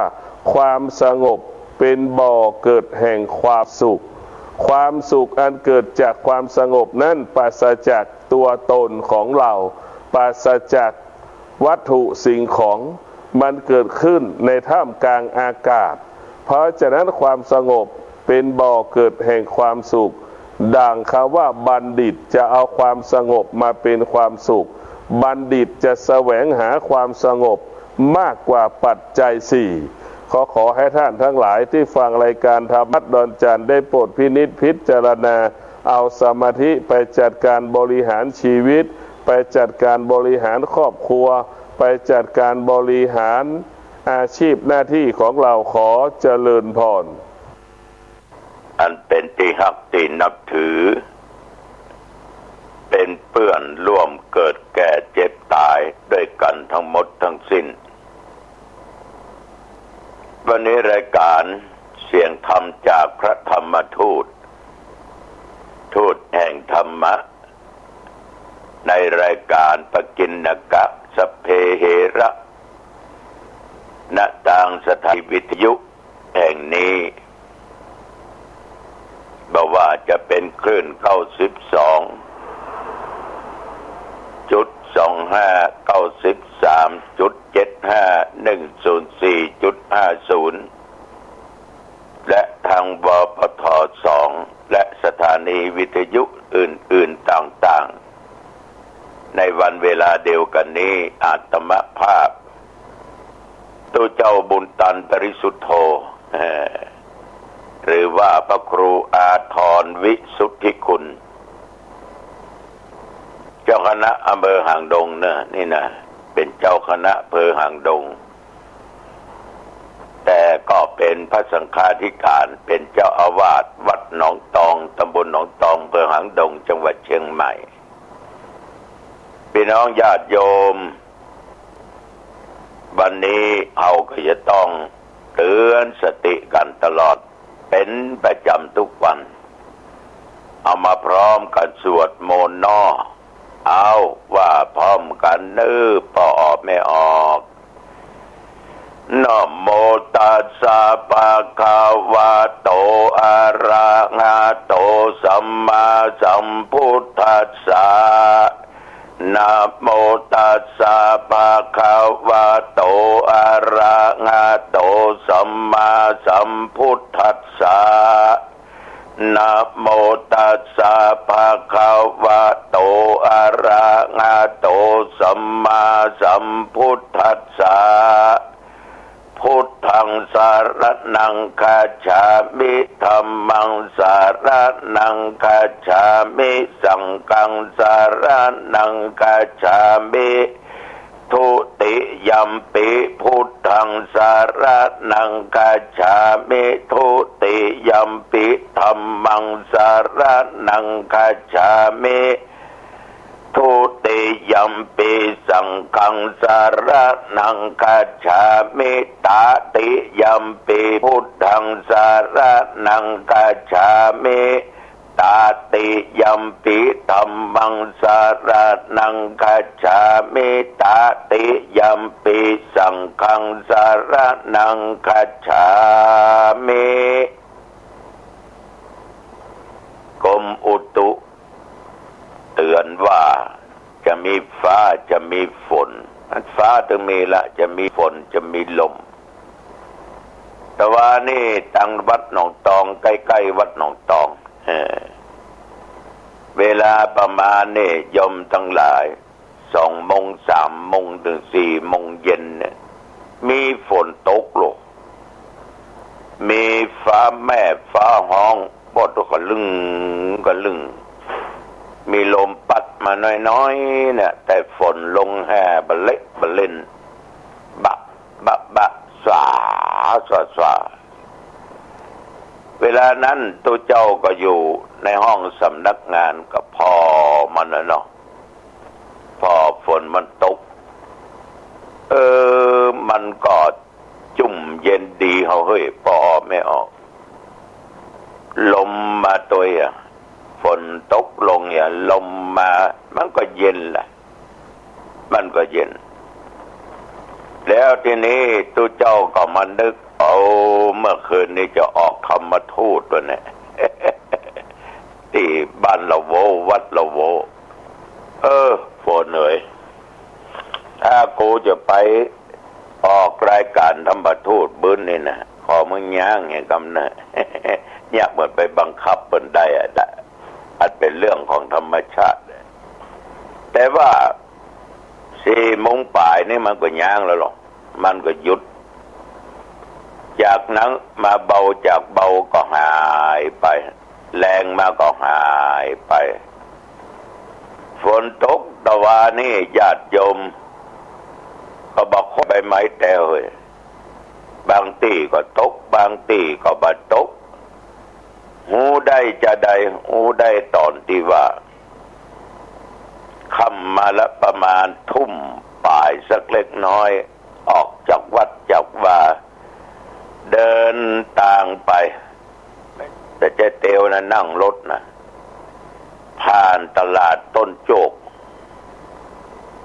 เลี้ยวขวาทางแยกไปถึงบ้านป่าขี้เหล็ก ถึงบ้านกวนงัวลายพอข้างถนนยังเป็นน้ำอยู่แสดงว่าฝนตก เลยบ้านกวนงัวลายไปสู่เข้าบ้านขันแก้วญาติโยมทั้งหลายมีปะป่ายเลยขันแก้วไปจะไปถึงบ้านเมืองง่าโถขี้ดินแห้งละบ่มีน้ำฝนจนไปถึงวัดตะโวที่อาตมาภาพและคณะสงฆ์ไปออกพระธรรมทูตนำธรรมะเข้าสู่พี่น้องประชาชนมีฝนโยมทั้งหลายระยะนี้พระสงฆ์บ่ว่าจะเป็นอำเภอไหนอำเภอใดในระหว่างเทศกาลเข้าพรรษาหรือออกพรรษาก็ตามก็จะช่วยกันนำเอาธรรมะเนี่ยออกไปเผยแพร่ไปเทศนาแก่ญาติแก่โยมที่วัดที่บ้านนั้นบ้านนี้ก็ญาติโยมได้รับฟังกันสำหรับบรรยากาศในคืนที่แล้วนั้นก็ต้องขออนุโมทนามากๆต่อหน่วยงานองค์กรต่างๆบ่ว่าทั้งเทศบาลทั้งกำนันผู้ใหญ่บ้านทั้งอสม.ทั้งพี่น้องผู้สูงอายุแต่ว่าพี่น้องนี่หรอแม่เนาะอายุเท่าเดียวกันนักคือหมู่สว.ตลอดจนแม่บ้านกลุ่มสตรีแม่บ้าน ตึงเฒ่าตึงแก่ตึงหนุ่มตึงกำยิงใจเด็กขาในเขตตำบลหนองแก้ววัดละโวนี่เป็นวัดของท่านพระครูวิทิตปัญญาคุณเป็นเจ้าอาวาสแล้วก็เป็นเจ้าคณะตำบลด้วยมีพระธาตุเจ้าแม่จามเทวีเปิ้นมีประวัติหล่อวัดของเปิ้นนี่ประเดี๋ยวนี้ทางวัดเปิ้นกำลังสร้างวิหารแปลงวิหารก็ออกไม่ออกโอ้เข้าไปสู่บริเวณวัดตะคืนแล้วนะฟังเนาะทางคณะศรัทธาทางคณะกรรมการตุเจ้าพระเนรเปิ้นร่วมจิตร่วมใจกันจัดสถานที่เปิ้นประดับประดาธงคิวตัวมีกลมแขวนแล้วก็เอาหลอดไฟเข้าใส่ห้อยกันต้องแต่งไอ้นะโอ้ดูแล้วก็เป็นบรรยากาศที่น่าดีอกดีใจเนาะมีแสงสว่างจ้าไปทุกสารทิศสามารถกำจัดความมืดมิดได้แสงสว่างแห่งแสงไฟพ่อออกแม่ออกญาติโยมแสงสว่างเหล่านี้กำจัดความมืดภายนอกได้แต่ว่าสามารถกำจัดความมืดบอดภายในได้สิ่งที่สามารถกำจัดความมืดความบอดภายในได้นั้นก็คือศีลและธรรมกรรมฐานในการเจริญสมาธิสมถะวิปัสสนากรรมฐานต่ออันที่สามารถจะส่องแจ้งหูแจ้งหันยิงอย่างธรรมาเคยโยมฟังว่าเป็นญาณเป็นญาณคือการหูแจ้งหูแจ้งนี่คือหูอย่างใดหูว่าอันใดเป็นบาปอันใดเป็นบุญอันใดเป็นกุศลอันใดควรทำอันใดบ่ควรทำอันใดเป็นสิ่งนำไปสู่ความหายนะความทุกข์ถึงในชาตินี้ชาติหน้าอันใดเป็นผลนำเกิดความสุขถึงชาติหน้าชาตินี้นั่นคือตัวปัญญาอันหันแจ้งมันรอบรู้มันเป็นแสงสว่างญาติโยมทั้งหลายเกิดขึ้นในจิตในใจแก่บุคคลที่ได้ศึกษาธรรมปฏิบัติธรรมตามคำสั่งคำสอนขององค์สมเด็จพระสัมมาสัมพุทธเจ้าแสงสว่างจากโคมไฟนั้นแจ้งเป่งลึกเป่งลึงลงรถเตวเข้าไปแล้วก็ดีอกดีใจเพิ่นมีการคัดกรองก็เรียกว่ากาดบัดตกบัดตั้งอยู่ในความประมาทนอกจากการวัดไข้แล้วคือเจ้าหนองตองเตวเข้าไปถึงหันละหลอกพอถึงวัดไข้เขาก็เข้าไปเลย มีเท่าใดคุณโยมมี36.6ครับโอ้ดีมี36.6ปลอดภัยหลวงพ่อไม่เป็นไรอันกะแล้วก็แจกหน้ากากอนามัยให้โยมบรรลุนโดยคนหลวงพ่อลืมหน้ากากครับขอบใจตุลุงก็มาถวยละเนี่ยอ้อมประมาทกาดอ้อมตกยิ่งอยู่ใกล้กับคนนักคนหลายๆนั่นน่ะความประมาทเป็นทางแห่งความตายนะจำประมาทเด็ดขาดแต่ว่าไปคือแล้วหันญาติโยมตึงเฒ่าตึงแก่ตึงหนุ่มตึงกำตึงละเอ็กละอ่อนส่วนมากใส่หน้ากากส่วนมากนะแต่ถูกคัดกรองหมด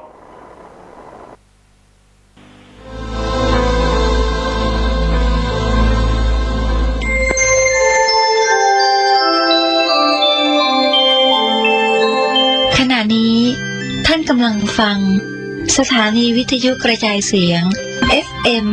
104.5 เมกะเฮิรตซ์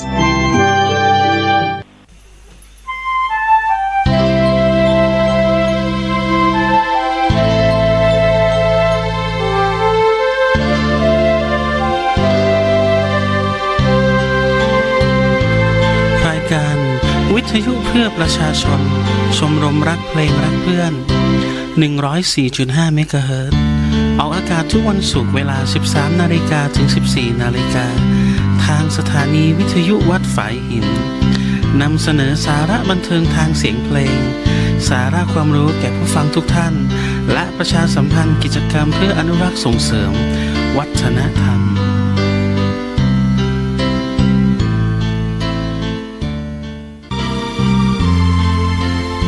สวัสดีท่านผู้ฟังทุกท่านครับกับวันศุกร์ช่วงบ่ายๆในสัปดาห์ที่ผ่านมาในจังหวัดเชียงใหม่ของเรามีฝนตกทั้งสัปดาห์เลยช่วงนี้ดีเจเลยอยากให้ท่านผู้ฟังดูแลสุขภาพนะครับอยากให้ท่านผู้ฟังมีสุขภาพที่ดีแข็งแรงก่อนออกจากบ้านควรจะพกร่มหรือเสื้อกันฝนด้วยหากท่านใดมีสมาร์ทโฟนหรืออินเทอร์เน็ตเช็คดูหน่อยนะครับกับพยากรณ์อากาศรายวันก็ดีนะครับเราก็จะสามารถดูปริมาณฝนประจำวันเพื่อคาดคะเนว่าฝนจะตกไหมวันนี้นะครับ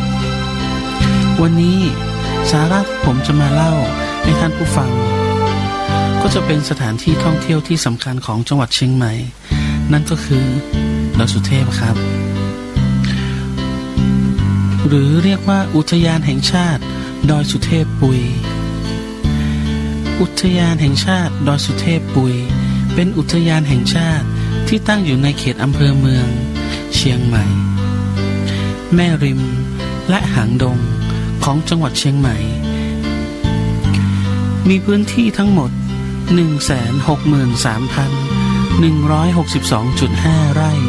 หรือประมาณ261ตารางกิโลเมตรจุดสูงสุดของอุทยานแห่งชาติอยู่บริเวณที่เรียกว่าดอยปุยซึ่งสูงกว่าระดับน้ำทะเล 1,685 เมตรอุทยานแห่งชาติแห่งนี้ประกอบด้วยป่าที่อุดมสมบูรณ์แม้ว่าจะตั้งอยู่ใกล้ตัวเมืองเชียงใหม่มากแต่ป่าส่วนใหญ่อยู่บนภูเขาสูงสลับซับซ้อนภูเขาสำคัญได้แก่ดอยสุเทพดอยปุยเป็นต้นนอกจากนี้อุทยานแห่งชาติดอยสุเทพปุยยังเป็นที่ตั้งของสถานที่สำคัญ2 แห่งได้แก่วัดพระธาตุดอยสุเทพราชวรวิหารและพระตำหนักภูพิงราชนิเวศสภาพโดยทั่วไปของอุทยานเป็นภูเขาสูงสลับซับซ้อนกันหลายลูกที่สำคัญได้แก่ดอยสุเทพดอยบวก5และดอยปุยซึ่งมีความสูงที่สุดประมาณ 1,685 เมตรจากระดับน้ำทะเลภูเขาเหล่านี้เชื่อมเป็นพื้นที่ติดต่อกันโดยตลอดเป็นแหล่งกำเนิดของต้นน้ำลำธารลำห้วยเช่นห้วยแก้วห้วยช่างเคียนห้วยแม่ปานเป็นต้นซึ่งเป็นส่วนหนึ่งของแหล่งต้นน้ำลำธารที่ไหลลงสู่แม่น้ำปิงภูมิอากาศเนื่องจากอุทยานแห่งชาติ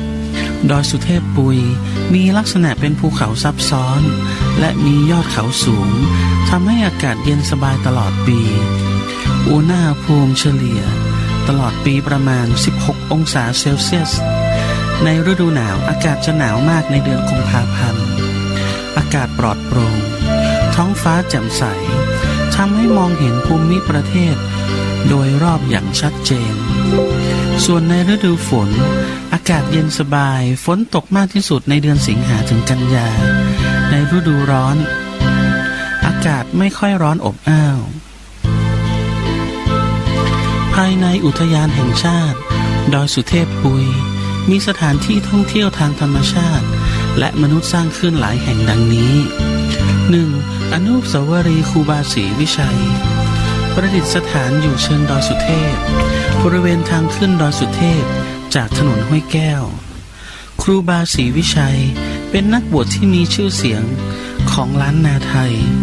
เป็นผู้นำชาวเหนือสร้างถนนขึ้นไปสู่พระบรมธาตุดอยสุเทพจนสำเร็จ 2. วัดพระธาตุดอยสุเทพ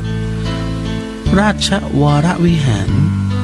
ตั้งอยู่บนดอยสุเทพระดับสูงกว่าน้ำทะเลประมาณ950 เมตรสร้างขึ้นเมื่อปีพ.ศ. 1972 โดยเจ้าผู้ครองนครเชียงใหม่เพื่อเป็นที่บรรจุพระบรมสารีริกธาตุวัดพระธาตุดอยสุเทพเป็นสถานที่เคารพบูชาเป็นที่รู้จักของชาวเชียงใหม่ 3. พระตำหนักภูพิงราชนิเวศเป็นพระตำหนักสำหรับแปรพระราชฐานและเป็นที่ต้อนรับพระราชอาคันตุกะจากต่างประเทศของพระบาทสมเด็จพระเจ้าอยู่หัวและสมเด็จพระนางเจ้าพระบรมราชินีนาถพระตำหนักตั้งอยู่บนยอดดอยบวก 5บริเวณโดยรอบประกอบด้วยดอกไม้นานาชนิด 4. น้ำตกห้วยแก้วเป็นน้ำตกในลำธารห้วยแก้วบริเวณเชิงดอยใกล้ทางขึ้นดอยสุเทพและเหนือน้ำตกห้วยแก้วขึ้นไปเล็กน้อยจะเป็นวังบัวบาน 5. น้ำตกมนทาทานหรือน้ำตกสันปะยางเป็นน้ำตกที่มีความสวยงามมีชั้นน้ำตก3 ชั้นเป็นส่วนหนึ่งของลำห้วยแก้วตั้งอยู่เหนือน้ำตกห้วยแก้วขึ้นไป 6. น้ำตกแม่สาเป็นน้ำตกที่มีชื่อเสียงแห่งหนึ่งของจังหวัดเชียงใหม่ชั้นน้ำตกมีถึง10 ชั้นแต่ละชั้นมีระยะห่างประมาณ100-500 เมตรเป็นส่วนหนึ่งของลำธารแม่สาการเดินทางไปน้ำตกมีความสะดวกสบายมีน้ำไหลตลอดปีนอกจากนี้ยังมีน้ำตกอื่นๆอันได้แก่น้ำตกตัดหมอกฟ้าน้ำตกตัดหมอกวังห้างน้ำตกมหิดลน้ำตกศรีสังวาลน้ำตกผาลาดเป็นต้นภูมิประเทศรูปทรงหน้าผาประกอบด้วยผาเงิบผาลาดผาวังบัวบานผาดำเป็นผาที่สามารถมองเห็นทิวทัศน์ต่างๆได้สวยงามเช่นทิวทัศน์เมืองเชียงใหม่ 7. ยอดดอยปุยอยู่สูงจากระดับน้ำทะเลประมาณ 1,685 เมตรที่บริเวณแห่งนี้จะเป็นป่าสนเขาสามารถมองเห็นทัศนียภาพได้โดยรอบจะมีลมพัดแรงอากาศเย็นสบาย 8. หมู่บ้านชาวเขาสำหรับผู้ที่สนใจวัฒนธรรมของชาวเขาสามารถเยี่ยมชมหมู่บ้านชาวเขาเผ่าต่างๆได้เช่นชาวม้งเย้าอาคาลีซอมูเซอร์สามารถเดินทางเข้าถึงได้ทุกชุมชนครูบาศรีวิชัยหรือศรีวิชัยพระมหาเถระซึ่งเป็นที่รู้จักในฐานะผู้สร้างถนนทางขึ้นวัดพระธาตุดอยสุเทพราชวรวิหารจังหวัดเชียงใหม่เมื่อปีพ.ศ. 2477ได้รับการขนานนามว่าต้นบุญแห่งล้านนา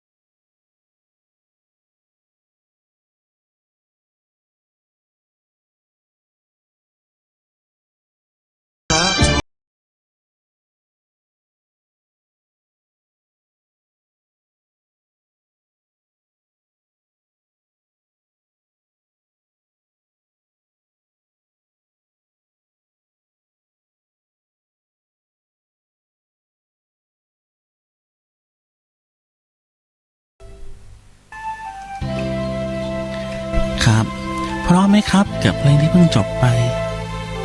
ครับเรามาพูดกันต่อเลยนะครับดอยสุเทพหรือที่เรียกว่าดอยสุเทพปุยจะมีสถานที่สำคัญหลายที่เลยนะครับสำหรับท่านที่ต้องการไปท่องเที่ยวแต่ที่ผมจะพูดถึงเป็นอันดับแรกเลยครับนั่นก็คือวัดพระธาตุดอยสุเทพราชวรวิหารหรือเรียกว่าวัดพระธาตุดอยสุเทพพระธาตุดอยสุเทพดอยสุเทพตั้งอยู่ถนนศรีวิชัยตำบลสุเทพอำเภอเมืองเชียงใหม่จังหวัดเชียงใหม่เป็นวัดพระอารามหลวงชั้นโทชนิดราชวรวิหารนิกายเถรวาทมหานิกายเจ้าอาวาสคือพระธรรมเสนาบดีธงชัยสุวรรณังนสิริวัดพระธาตุดอยสุเทพราชวรวิหารเป็นหนึ่งในวัดที่มีความสำคัญมากที่สุดของจังหวัดเชียงใหม่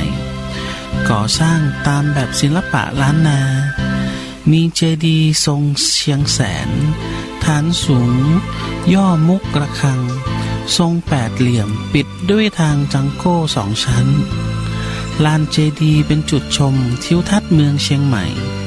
ทางขึ้นเป็นบันไดนาค7 เสียนก่อปูนวัดพระธาตุดอยสุเทพราชวรวิหารสร้างขึ้นเมื่อปีพ.ศ. 1929ในสมัยพระยากือนากษัตริย์องค์ที่6แห่งอาณาจักรล้านนาราชวงศ์มังรายพระองค์ทรงได้อัญเชิญพระบรมสารีริกธาตุองค์ใหญ่ที่ได้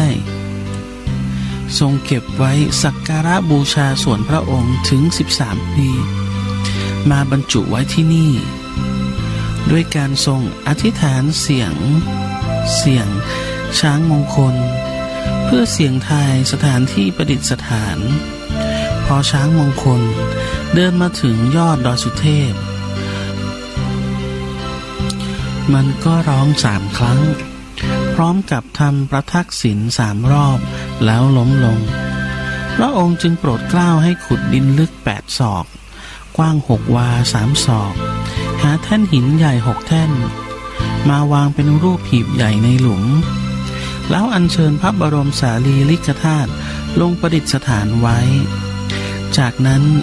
ถมด้วยหินแล้วก่อเจดีย์สูง5 วาครอบบนนั้นด้วยสาเหตุนี้จึงห้าม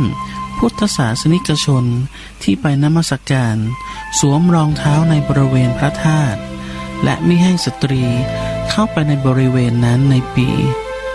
พ.ศ. 2081สมัยพระเมืองเกตเกล้ากษัตริย์องค์ที่12ได้โปรดให้เสริม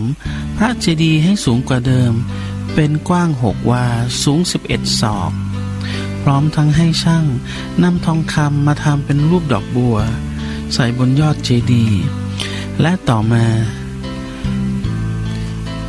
เจ้าเท้าสายคำราชโอรสได้ทรงให้ตีทองคำเป็นแผ่นติดที่พระบรมธาตุในปีพ.ศ. 2100พระมหายานมงคลโพวัดอโศการามเมืองลำพูนได้สร้างบันไดนาคหลวงทั้ง2 ข้างเพื่อให้ประชาชนขึ้นไปสักการะได้สะดวกขึ้นและกระทั่งถึงสมัยครูบาศรีวิชัยท่านได้สร้างถนนขึ้นไปโดยถนนที่สร้างนี้มีความยาวถึง 11.53 กิโลเมตรการประกาศขึ้นทะเบียนโบราณสถานวัดพระธาตุดอยสุเทพวรวิหารได้รับการประกาศเป็นโบราณสถานสำหรับชาติ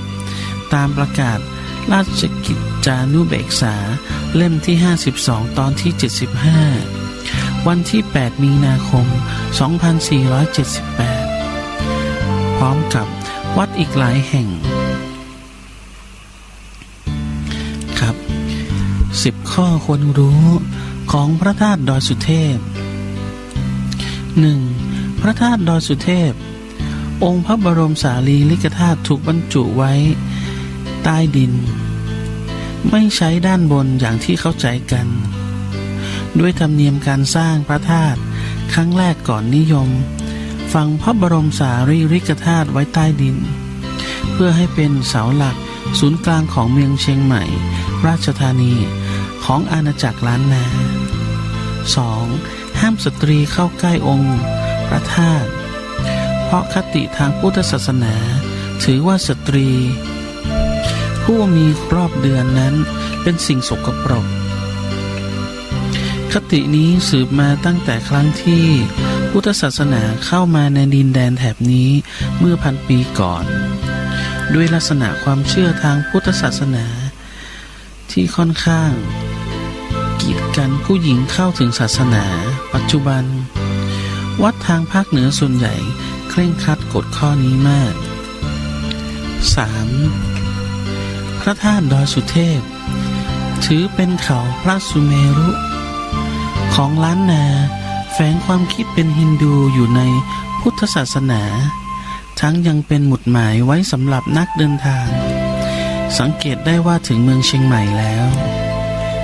4. เป็นหนึ่งในเจดีย์ประจำเกิดของคนเกิดปีมะแม่และเป็นเด่นชัยชนะทางวัฒนธรรมของอาณาจักรล้านนาต่อกรุงรัตนโกสินทร์ในเรื่องการเผยแพร่คติการนับถือเจดีย์เป็นประจำปีเกิดอย่างน้อยที่สุดในสมัยรัชกาลที่ 5ที่คตินี้เริ่มแผ่เข้ามา 5. ปัจจุบันบริเวณพระธาตุดอยสุเทพมีการเวียนเทียนกันตลอดรู้หรือไม่ว่าเมื่อก่อนชาวเชียงใหม่นิยมขึ้นมาเวียนเทียนพระธาตุดอยสุเทพทุกวันพระและวันสำคัญทางศาสนา 6. ในอดีตทุกวันวิสาขบูชาของทุกปีชาวเชียงใหม่จะเดินข้ามคืนขึ้นดอยสุเทพไปตักบาตรฟังธรรมบำเพ็ญเพียรบางคนอาจใช้ถนนศรีวิชัยและมีอีกกลุ่มหนึ่งโดยเฉพาะผู้เฒ่าผู้แก่นิยมใช้ถนนอีกเส้นหนึ่งซึ่งเป็นถนนเส้นทางเก่ากว่าทางใต้ของขุนเขาโดยนัดพบกันที่วัดสวนดอกและค่อยเดินขึ้นขบวนขึ้นเดินผ่านบ้านฝายหินขึ้นไปเริ่มเดินตั้งแต่คืนก่อนวันวิสาขบูชาเพื่อให้ทานตักบาตรตอนเช้า 7. บันไดนาคทางขึ้นพระธาตุเดิมเป็นนาคเสียนเดียวและมีบันได173ขั้นก่อนได้รับการบูรณะเป็นนาค7เสียนและเพิ่มบันไดเป็น185ขั้นจนถึงทุกวันนี้ 8. ครูบาศรีวิชัยผู้ปฏิสังขรณ์พระธาตุดอยสุเทพเป็นผู้นำทางจิตวิญญาณของชาวล้านนาต่อสู้กับการปฏิรูปประเทศของรัชกาลที่ 5แนวคิดความคิดสมัยใหม่แบบชาวตะวันตกจากราชสำนักในกรุงเทพถูกมองว่าเป็นการครอบงำและทำลายจารีตประเพณีของล้านนาครูบาศรีวิชัยจึงต้องปฏิสังขรณ์วัดหลายแห่งในภาคเหนือเพื่อรักษารากของล้านนาไว้แม้ท่านถูกกล่าวหาอธิกรณ์ในทางเสื่อมเสียหลายครั้งหวังทำลายความศรัทธาของชาวล้านนาที่มีต่อท่านจนท่านมรณภาพไป 9. พระธาตุดอยสุเทพผ่านแผ่นดินไหวมา5ครั้งจากบันทึกที่สืบได้ครั้งแรกหลังจากที่พระธาตุดอยสุเทพสร้างเสร็จไม่นานคือในปีพ.ศ. 2088ในครั้งนั้นปรากฏว่าเจดีย์บริเวณพื้นราบพังทลายหมดทว่าเจดีย์พระธาตุดอยสุเทพไม่พบบันทึกว่าเสียหายครั้งที่2พ.ศ. 2344ลูกแก้วบนฉัตรพระธาตุตกลงมาครั้งที่3พ พศ 2532 ยอดฉัตรช่อหางหงส์หัก ครั้งที่ 4 พศ 2538 ลูกแก้วบนฉัตรตกลงมาบนพื้นอีกครั้ง และครั้งที่ 5 พศ 2557 ยอดฉัตรเอียง 10. ใครที่เรียนหรือเคยเรียนมหาวิทยาลัยเชียงใหม่คงต้องเคยผ่านการรับน้องประเพณีลูกช้างขึ้นดอยนำน้องใหม่ไปนมัสการพระบรมธาตุดอยสุเทพกันบ้างแล้วโดยเจตนารมณ์ของประเพณีนี้คือระลึกถึงการจาริกแสวงบุญตามรอยของครูบาศรีวิชัยที่ได้นำเหล่าพุทธศาสนิกชนชาวล้านนา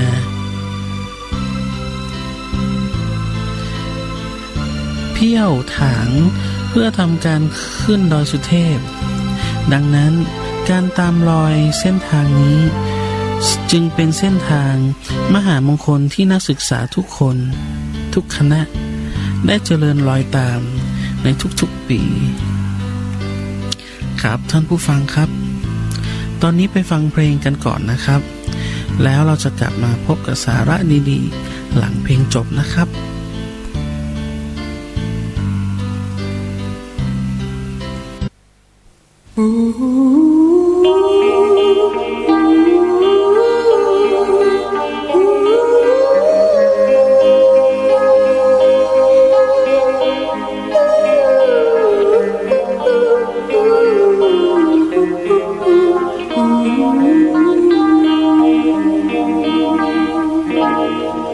เมื่อดวงใจมีรักดังเจ้านกโผบินบินไปไกลแสนไกลหัวใจฉันก็ลอยลิบไปถึงแดนดินถิ่นใดนะใจโอ้ดวงใจเจ้าเอ๋ยเมื่อต่างเราก็รักจักเกรงกลัวฉันใดใจเรานั้นแน่นอนขอให้เธอมั่นใจรักเธอจริงแน่ใจขอวอนก่อนตัดใจร้างลาโอ้ใจรักเธอคิดถึงเธอเฝ้าควรหาโอ้ใจนะใหญ่ละเมอถึงเธอร่ำไป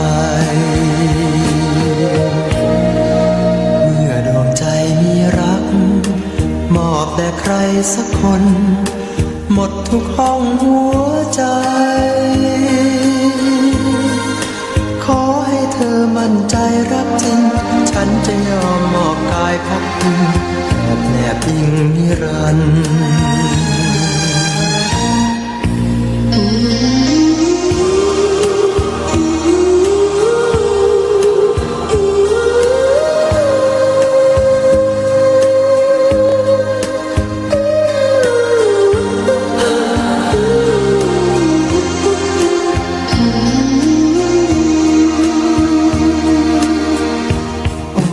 ใจรักเธอคิดถึงเธอเฝ้าครวญหาโอ้ใจนะใหญ่ละเมอถึงเธอร่ำไปเมื่อดวงใจมีรักมอบแด่ใครสักคนหมดทุกห้องหัวใจขอให้เธอมั่นใจรักจริงฉันจะยอมมอบกายพักพิงแนบอิงนิรันดร์ฉันจะยอมมอบกายพักพิงแนบอิงนิรันดร์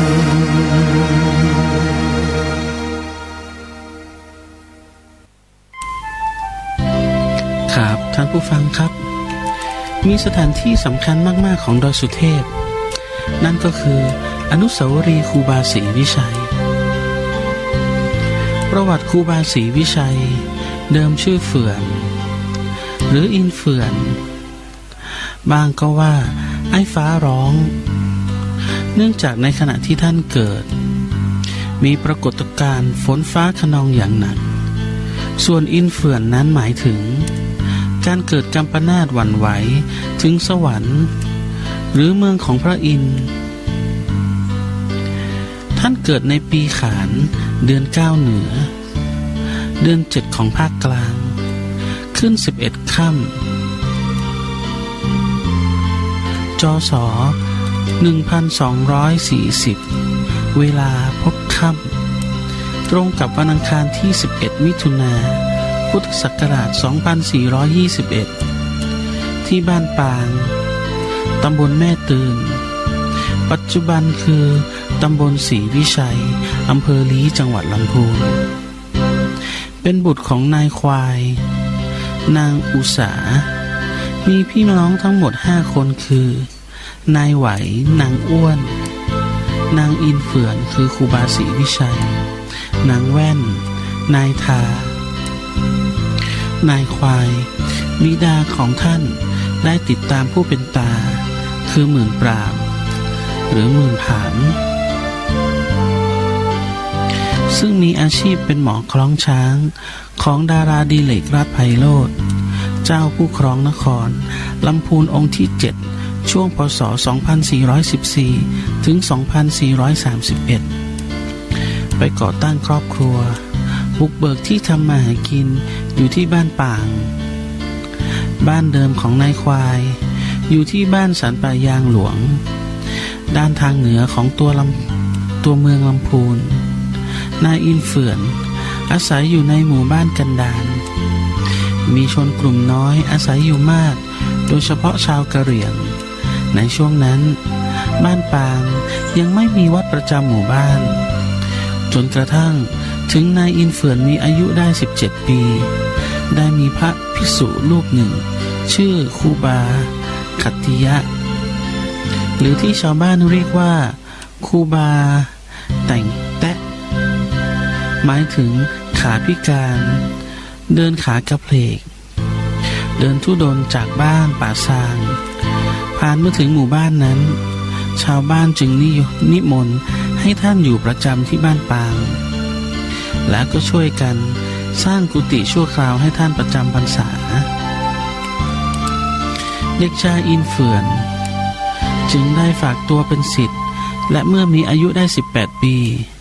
ก็ได้บรรพชาเป็นสามเณรที่อารามแห่งนี้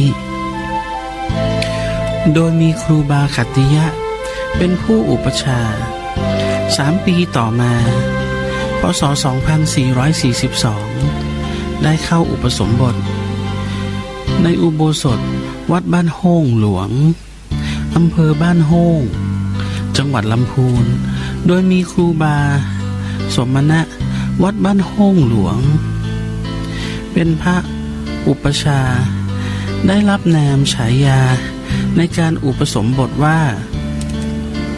สีวิเชยะ